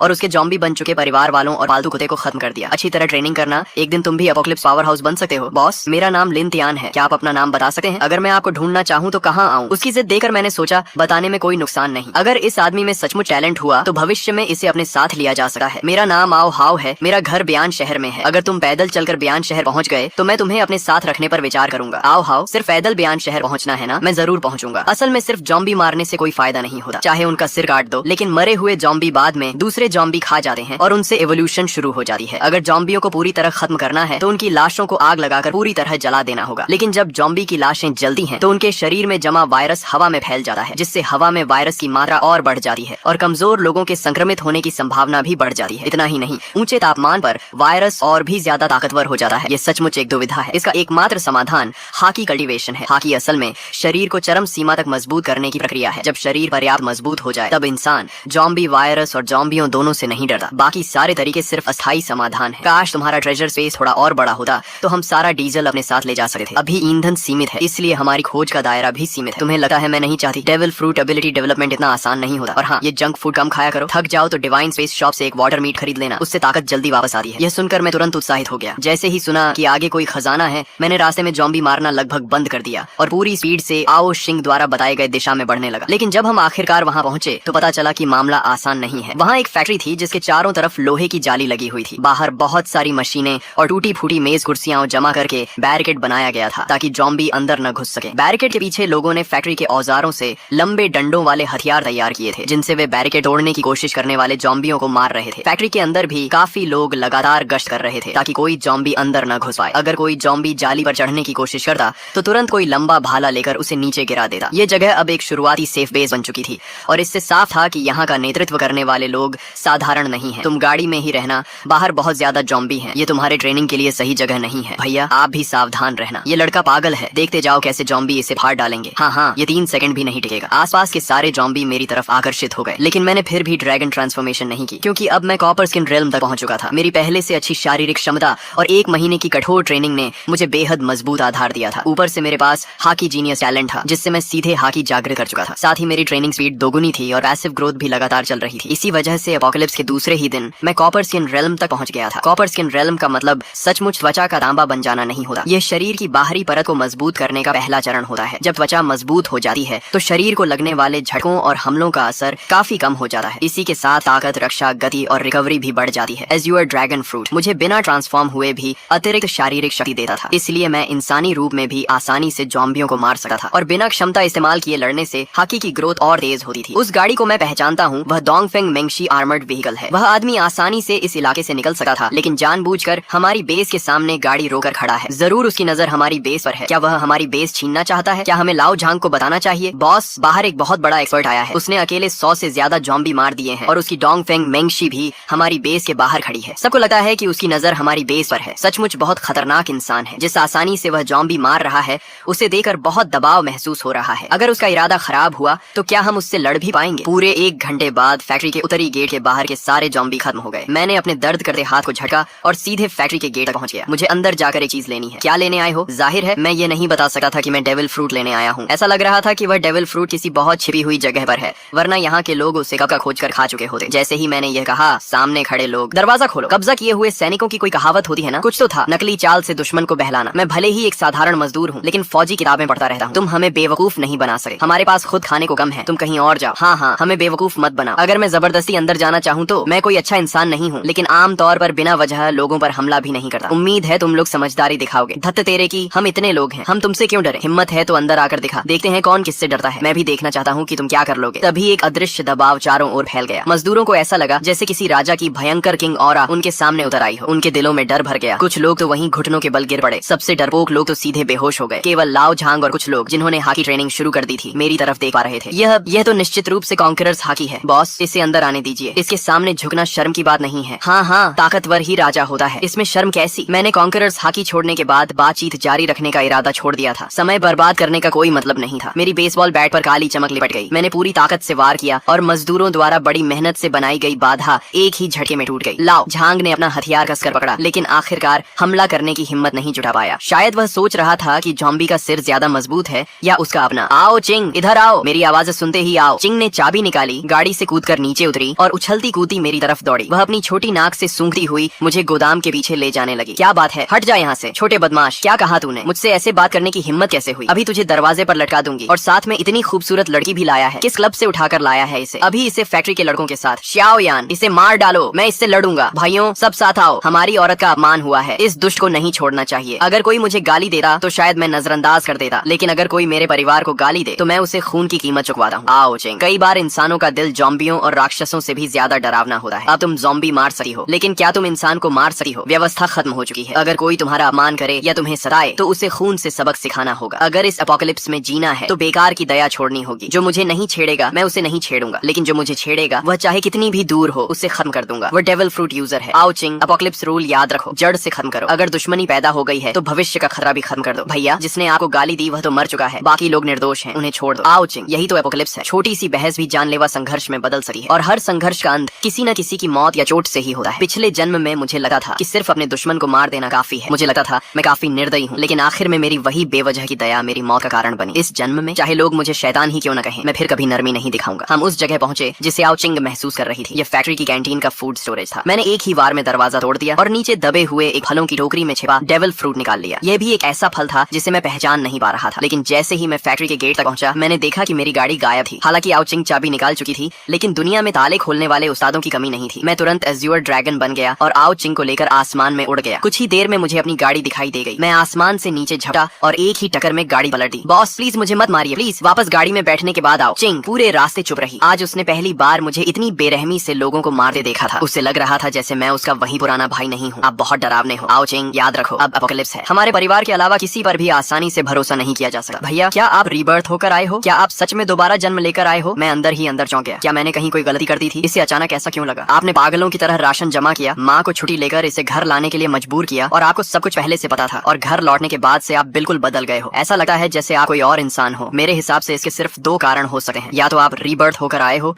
या फिर किसी और आत्मा ने आपका शरीर ले लिया है। आखिरी बात कहते समय उसकी आवाज कांपने लगी। वह मेरी तरफ देखने से भी डर रही थी। उसे डर था कि उसका भाई अब वही इंसान नहीं रहा। अरे ओ पगली, मुझे पता था मैं तुम्हें कभी नहीं छोड़ूंगा। भैया, पिछले जन्म में आपकी मौत कैसे हुई थी? क्या मैं वहाँ भी इतनी ताकतवर थी? और मम्मी पापा कैसे थे? तुम सब मर गए थे। जिसने भी तुम्हें नुकसान पहुंचाया था मैं उसे टुकड़े टुकड़े कर देना चाहता था। फैक्ट्री छोड़ने के बाद हम पश्चिम की ओर बढ़ते रहे। रास्ते में जहाँ भी ज़ॉम्बियों के झुंड मिलते हम उतरकर उनसे लड़ते। हाकी को मजबूत करने के लिए मैंने एज्योर ड्रैगन पावर का इस्तेमाल लगभग बंद कर दिया था। आओ चिंग अभी तक हाकी अवेकनिंग नहीं कर पाई थी, इसलिए उसकी ताकत कम थी, लेकिन ट्रेजर माउस फॉर्म की स्पीड के सहारे वह भी आराम से ज़ॉम्बियों से लड़ लेती थी। इस तरह हम लगातार 3 दिन पश्चिम की ओर बढ़ते रहे। 3 दिनों में हमें एक भी नया डेविल फ्रूट नहीं मिला। इससे आओ चिंग का उत्साह थोड़ा कम हो गया। उसे तो लगने लगा कि शायद उसकी क्षमता में ही कोई समस्या है, लेकिन मैंने उसे बताया कि यही सामान्य बात है। पिछले जन्म में जब मैं दूसरे चरण तक जिंदा था तब एक बड़ी शक्ति द्वारा किए गए आंकड़ों के अनुसार दुनिया में कुल मिलाकर सिर्फ 10,000 से थोड़ा अधिक अलग अलग एबिलिटी यूजर्स पाए गए थे। भैया, हमें उस दिशा में जाना चाहिए। आओ। चिंग ने सड़क किनारे निकलने वाले एक छोटे रास्ते की ओर इशारा किया। मैंने नक्शा देखा और हैरान रह गया। वह रास्ता सीधे पहाड़ों के अंदर जाता था। पिछले जन्म में भी कई लोग पहाड़ों में छिप गए थे। वे इंसानों की भीड़ से तो बच गए, लेकिन मजबूत बनने का मौका खो बैठे और अंत में जंगलों में मारे गए। मुझे लगा है वहाँ कुछ अच्छा मिलेगा। आओ चिंग खुद भी पूरी तरह आश्वस्त नहीं थी, क्योंकि इंट्यूशन जैसी चीज पर भरोसा करना मुश्किल था, लेकिन मुझे उस पर भरोसा था। इसीलिए मैंने गाड़ी सीधे पहाड़ों की ओर मोड़ दी। रास्ते में कोई जंबी नहीं था, इसीलिए गाड़ी पूरी रफ्तार से दौड़ने लगी। आओ चिंग आगे पैर हिलाते हुए बैठी थी, स्नैक्स खा रही थी और डिवाइन स्पेस फोरम में वीडियो पोस्ट देख रही थी। भैया, अभी मैंने एक पोस्ट देखी। कोई आदमी रो रहा था कि उसे डेविल फ्रूट नहीं मिला। अरे अरे, ये चेहरा क्यों बना रहे हो? पता है वह आदमी कौन है? वह खुद वेइतियान था। शायद बेचारा लेखक गुस्से से फट ही गया होगा। मुझे याद आया कि पिछले जन्म में भी उसका कोई खास नाम नहीं बना था। भले ही दुनिया उसी की बनाई कहानी जैसी हो गई थी, लेकिन अब उसका मूल लेखक से कोई खास संबंध नहीं बचा था। धीरे धीरे शाम होने लगी। मैंने तय किया कि आज रात सड़क किनारे ही रुकेंगे। जैसे ही हमने एक पहाड़ी मोड़ पार किया, सामने दूर रोशनी दिखाई दी। रोशनी का मतलब था कि वहाँ इंसान मौजूद हैं, लेकिन एपोकलिप्स में सबसे कम भरोसेमंद चीज इंसान ही होते हैं। मैं निर्दयी जरूर था, लेकिन बेगुनाह लोगों को यूं ही नुकसान पहुंचाने वाला नहीं था। फिर भी इंसानों का दिल पढ़ना मुश्किल होता है। किसी अजनबी के यहाँ रुकना बहुत खतरनाक था, इसलिए मैंने सड़क किनारे ही गाड़ी रोक दी। वहाँ की रोशनी का थोड़ा फायदा लेते हुए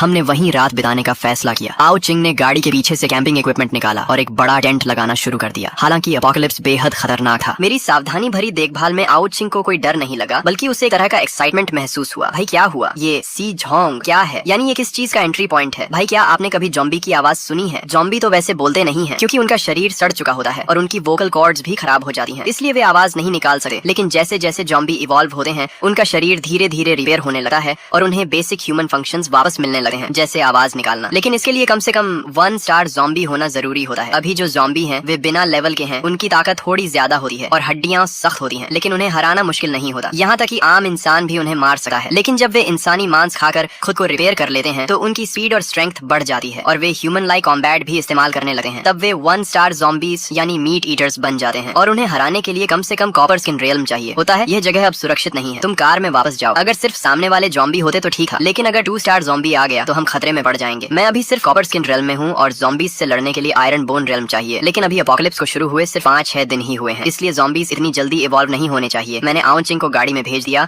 और ह्यूमन ड्रैगन फॉर्म में स्टील की छड़ लेकर आवाज की दिशा में बढ़ गया। पास जाकर देखा तो एक पुराना टूटा हुआ मंदिर था जो पहाड़ी इलाके में था और बहुत जर्जर हालत में था। पक्का ये दुनियावी बिजनेस की पैकेजिंग वाला टाओइस्ट टेंपल नहीं है, यहाँ सच में असली टाओइस्ट प्रीस्ट होंगे। मेरे चेहरे पर काली लकीरें पड़ गईं। इतना बड़ा गंजा सिर और मेंटल क्वालिटी इतनी कमजोर। मैं पैर उठाकर टाओइस्ट टेंपल में घुसने ही वाला था कि तभी मुख्य हॉल की जर्जर दीवार जोरदार आवाज के साथ ढह गई। एक काली त्वचा वाला टाओइस्ट रोब पहने बूढ़ा आदमी पागलों की तरह एक इंसान के ऊपर झपटा हुआ था और उसे नोच नोच कर खा रहा था। जमीन पर कई विक्टिम्स की लाशें बिखरी पड़ी थीं। दृश्य बेहद भयानक था। बूढ़े टाओइस्ट प्रीस्ट ने आवाज सुनी और पीछे मुड़कर देखा। जिस पल उसकी नजर मेरी नजर से मिली, मेरे मन में तुरंत ख्याल आया कि गड़बड़ हो गई। ये फ्लैश ईटर नहीं बल्कि ज़ॉम्बी है। बूढ़ा टाओइस्ट प्रीस्ट खाते समय भी अपने शरीर को बिल्कुल सीधा रखे हुए था। उसके सूखे हाथों पर नुकीले क्लॉज उगे हुए थे और उसके मुंह में 4 नुकीले दांत थे। ये साफ तौर पर ज़ॉम्बी की पहचान थी। ज़ॉम्बी फ्लैश ईटर होते हैं। आगे इवॉल्व होने के दौरान वे अपने शरीर को मजबूत करने के लिए बड़ी मात्रा में ज़ॉम्बी वायरस का उपयोग करते हैं, लेकिन इससे वायरस शरीर के अंदर जमा हो जाता है और पूरी तरह डाइजेस्ट होने से पहले की अवस्था में रह जाता है। जमा हुआ वायरस ज़ॉम्बी के शरीर को कठोर बना देता है, लेकिन साथ ही उसे कॉपर स्किन और आयरन बोन्स जैसा मजबूत शरीर भी दे देता है, जिससे उसे मारना बेहद मुश्किल हो जाता है। अच्छी बात यह है कि उसकी फेटल वीकनेस अब भी उसका सिर ही है। जब तक उसका सिर काट दिया जाए या पूरी तरह कुचल दिया जाए वह मर जाएगा। इतने सुनसान इलाके में भला उसे इवॉल्व होने के लिए इतना वायरस कहाँ से मिला होगा। तभी वह ज़ॉम्बी टाओइस्ट प्रीस्ट अपने हाथ में पकड़ी आधी खाई हुई लाश को फेंककर एक छलांग में मेरी तरफ छपटा। ज़ॉम्बी का शरीर भले ही कठोर था, लेकिन इस छलांग के बाद वह पल भर में मेरे सामने पहुंच गया। मैंने जल्दी से बेसबॉल बैट उठाकर बचाव किया। ज़ॉम्बी ने एक ही बार में काट लिया और बेसबॉल बैट पर 4 गहरे दांतों के निशान बन गए। मैंने उसके चेहरे की ओर जोर से एक गर्म सांस छोड़ी, लेकिन उससे केवल उसके बाल और कपड़े जल पाए। उसकी त्वचा और मांस थोड़ा काला जरूर पड़ गया, लेकिन उसे कोई खास नुकसान नहीं हुआ। ज़ॉम्बी टाओइस्ट प्रीस्ट गुस्से में दहाड़ा और अपने नुकीले क्लॉज लहराते हुए फिर से मेरी ओर झपटा। थंडर बागवा। भले ही मैं कॉन्करर हकी कोटिंग इस्तेमाल नहीं कर सकता था, लेकिन बिजली से लिपटी हुई बेसबॉल बैट में सचमुच थंडर बागवा जैसी कुछ ताकत आ गई थी और फिर एक जोरदार धमाके के साथ और फिर हल्की दरार पड़ने की आवाज आई। ये खास तौर पर मोटी और भारी बनवाई गई बेसबॉल बैट सीधे बीच से टूट गई और इसकी उपलब्धि सिर्फ इतनी थी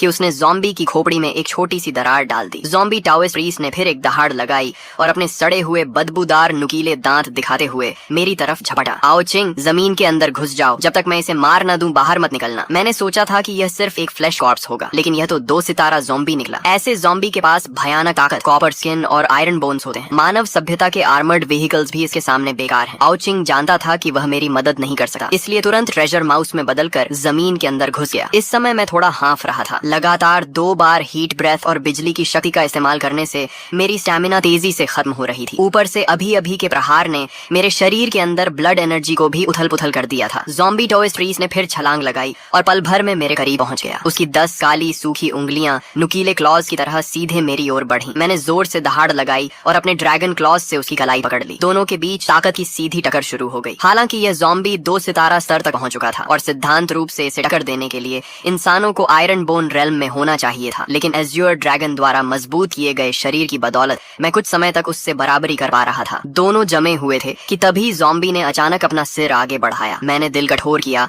और अपना सिर नीचे झुकाकर अपने सिर पर मौजूद ड्रैगन हॉर्न से उसके माथे पर वार कर दिया। ड्रैगन हॉर्न बेहद नुकीला था और सीधे उसकी आंख के गड्ढे में घुस गया। ज़ॉम्बी दर्द से दहाड़ उठा। उसका सिर बुरी तरह घायल हो गया। अगर कोई सामान्य जीव होता तो इसी वार से मर जाता, लेकिन ज़ॉम्बी अलग था। उसकी खोपड़ी बेहद मजबूत थी। उसने अपना सिर ड्रैगन हॉर्न से खींचकर बाहर निकाला और फिर एक और दहाड़ लगाई। तभी उसकी दोनों भुजाएं हल्की सी मुड़ गईं। मेरी आंख फड़क उठी। ज़ॉम्बी के शरीर के कठोर होने का कारण उसके अंदर जमा ज़ॉम्बी वायरस था। जब वह इन वायरस को पूरी तरह अब्सॉर्ब और फ्यूज कर लेता है तो उसके शरीर की फ्लेक्सिबिलिटी वापस आ जाती है। अभी उसकी भुजाओं का मुड़ना इस बात का संकेत था कि वह वायरस को तेजी से अब्सॉर्ब कर रहा है। अब और देर करना खतरनाक था। मैंने जोरदार दहाड़ लगाई और उसकी भुजाएं झटक कर खुद को मुक्त किया। फिर एज़्योर ड्रैगन में बदलकर आसमान में उड़ गया। मेरी ड्रैगन टेल बिजली की तेजी से नीचे गिरी और ज़ॉम्बी को जोरदार झटका दिया। उसी समय एक थंडरबोल्ट भी उस पर गिरा, जिससे उसका शरीर और अधिक झुलस गया। चाहे उसके पास कॉपर स्किन और आयरन बोन्स थे, फिर भी उसके शरीर पर अनगिनत घाव बन गए। Wind and cloud surge. Azure dragon नीचे झपटा और अपने ड्रैगन क्लॉज से ज़ॉम्बी की दोनों भुजाएं पकड़कर डालकर उसे हवा में उठा लिया। तेज हवाओं से उसका संतुलन बिगड़ चुका था और वह ताकत नहीं लगा पा रहा था। मैं उसे सीधे आसमान में ले गया। मैंने दहाड़ लगाई और पूरी शक्ति से ड्रैगन क्लॉज दबाए उसे 2 हिस्सों में फाड़ने की कोशिश की, लेकिन ज़ॉम्बी भी अंदर की ओर पूरी ताकत लगा रहा था। मैं उसे फाड़ नहीं पाया। मेरा रेल्म अभी भी बहुत कम था। एज्योर ड्रैगन बनने के बाद मैं उसे दबा तो सकता था, लेकिन मारना आसान नहीं था और सिर्फ कुछ ही पलों में मुझे थकान महसूस होने लगी। अगर मैं सिर्फ ड्रैगन फॉर्म में उड़ता रहता तो और देर तक टिक सकता था, लेकिन लड़ाई में मेरी शक्ति तेजी से खत्म हो रही थी। मैं फिर ऊपर उड़ा और ड्रैगन क्लॉज में जकड़े ज़ॉम्बी को पूरी ताकत से नीचे फेंक दिया। एक भयंकर धमाके के साथ उसका शरीर टाओस टेम्पल के मुख्य हॉल में जा टकराया। वह जोर से जमीन पर गिरा। उसका शरीर घावों से भर गया था, लेकिन फिर भी वह नहीं गिरा। मैं भी जमीन पर उतरा और वापस मानव रूप में आ गया, जोर जोर से सांस लेते हुए। यह पहली बार था जब मैंने एज्योर ड्रैगन फॉर्म में पूरी ताकत से लड़ाई की थी। ये सचमुच बेहद शक्तिशाली था, लेकिन मेरे वर्तमान स्तर के लिए अभी भी बहुत ज्यादा था। काइडो की ताकत इसलिए भयानक थी क्योंकि वह खुद ही एक ऐसा अस्तित्व था जो अकेले एक देश को मिटा सकता था। एज्योर ड्रैगन फ्रूट तो उसके लिए सिर्फ बोनस था, जबकि मैं पूरी तरह डेविल फ्रूट की शक्ति पर निर्भर था। इसलिए हमारी ताकत में जमीन आसमान का अंतर था। थोड़ी देर में मेरी स्टेमिना कुछ वापस आई और ज़ॉम्बी टाओइस्ट प्रीस्ट भी दोबारा खड़ा हो गया। मैंने फिर ह्यूमन बीस्ट फॉर्म धारण की और आर्मामेंट हाकी को ड्रैगन क्लॉज पर चढ़ाकर उससे लड़ाई जारी रखी। आर्मामेंट हाकी और ड्रैगन स्केल्स की दोहरी सुरक्षा ज़ॉम्बी वायरस को शरीर में घुसने से रोक सकती थी, लेकिन अगर लड़ाई ऐसे ही चलती रही तो अंत में मैं थकर मर जाऊंगा। मुझे एक हथियार चाहिए था। एक और टक्कर के बाद मैं तेजी से पीछे हटा, लेकिन अब डिवाइन स्पेस में जाकर हथियार खरीदने का समय नहीं था। आउचिंग के पास भी पर्याप्त पॉइंट्स नहीं थे। तभी मेरी नजर टूटी हुई मूर्ति के पास पड़े एक लोहे के डंडे पर पड़ी। मुझे अचानक याद आया कि यह लेइजू टेम्पल था। ये बांस की गांठों जैसा दिखने वाला लोहे का डंडा वास्तव में लेइजू की मूर्ति के हाथ में मौजूद स्टील व्हिप था। मैं तुरंत वहां दौड़ा और उसे उठा लिया। मूर्ति विशाल थी, इसलिए यह स्टील व्हिप भी सामान्य हथियारों से कहीं बड़ा और भारी था। आमतौर पर ऐसे व्हिप टाइप हथियार 80 सेंटीमीटर से ज्यादा लंबे नहीं होते, लेकिन यह लगभग 1.2 मीटर लंबा था। इसका शरीर भी ज्यादा मोटा और वजनदार था। मेरी मौजूदा ताकत के लिए यह बिल्कुल सही था। जैसे ही मैंने स्टील व्हिप उठाया,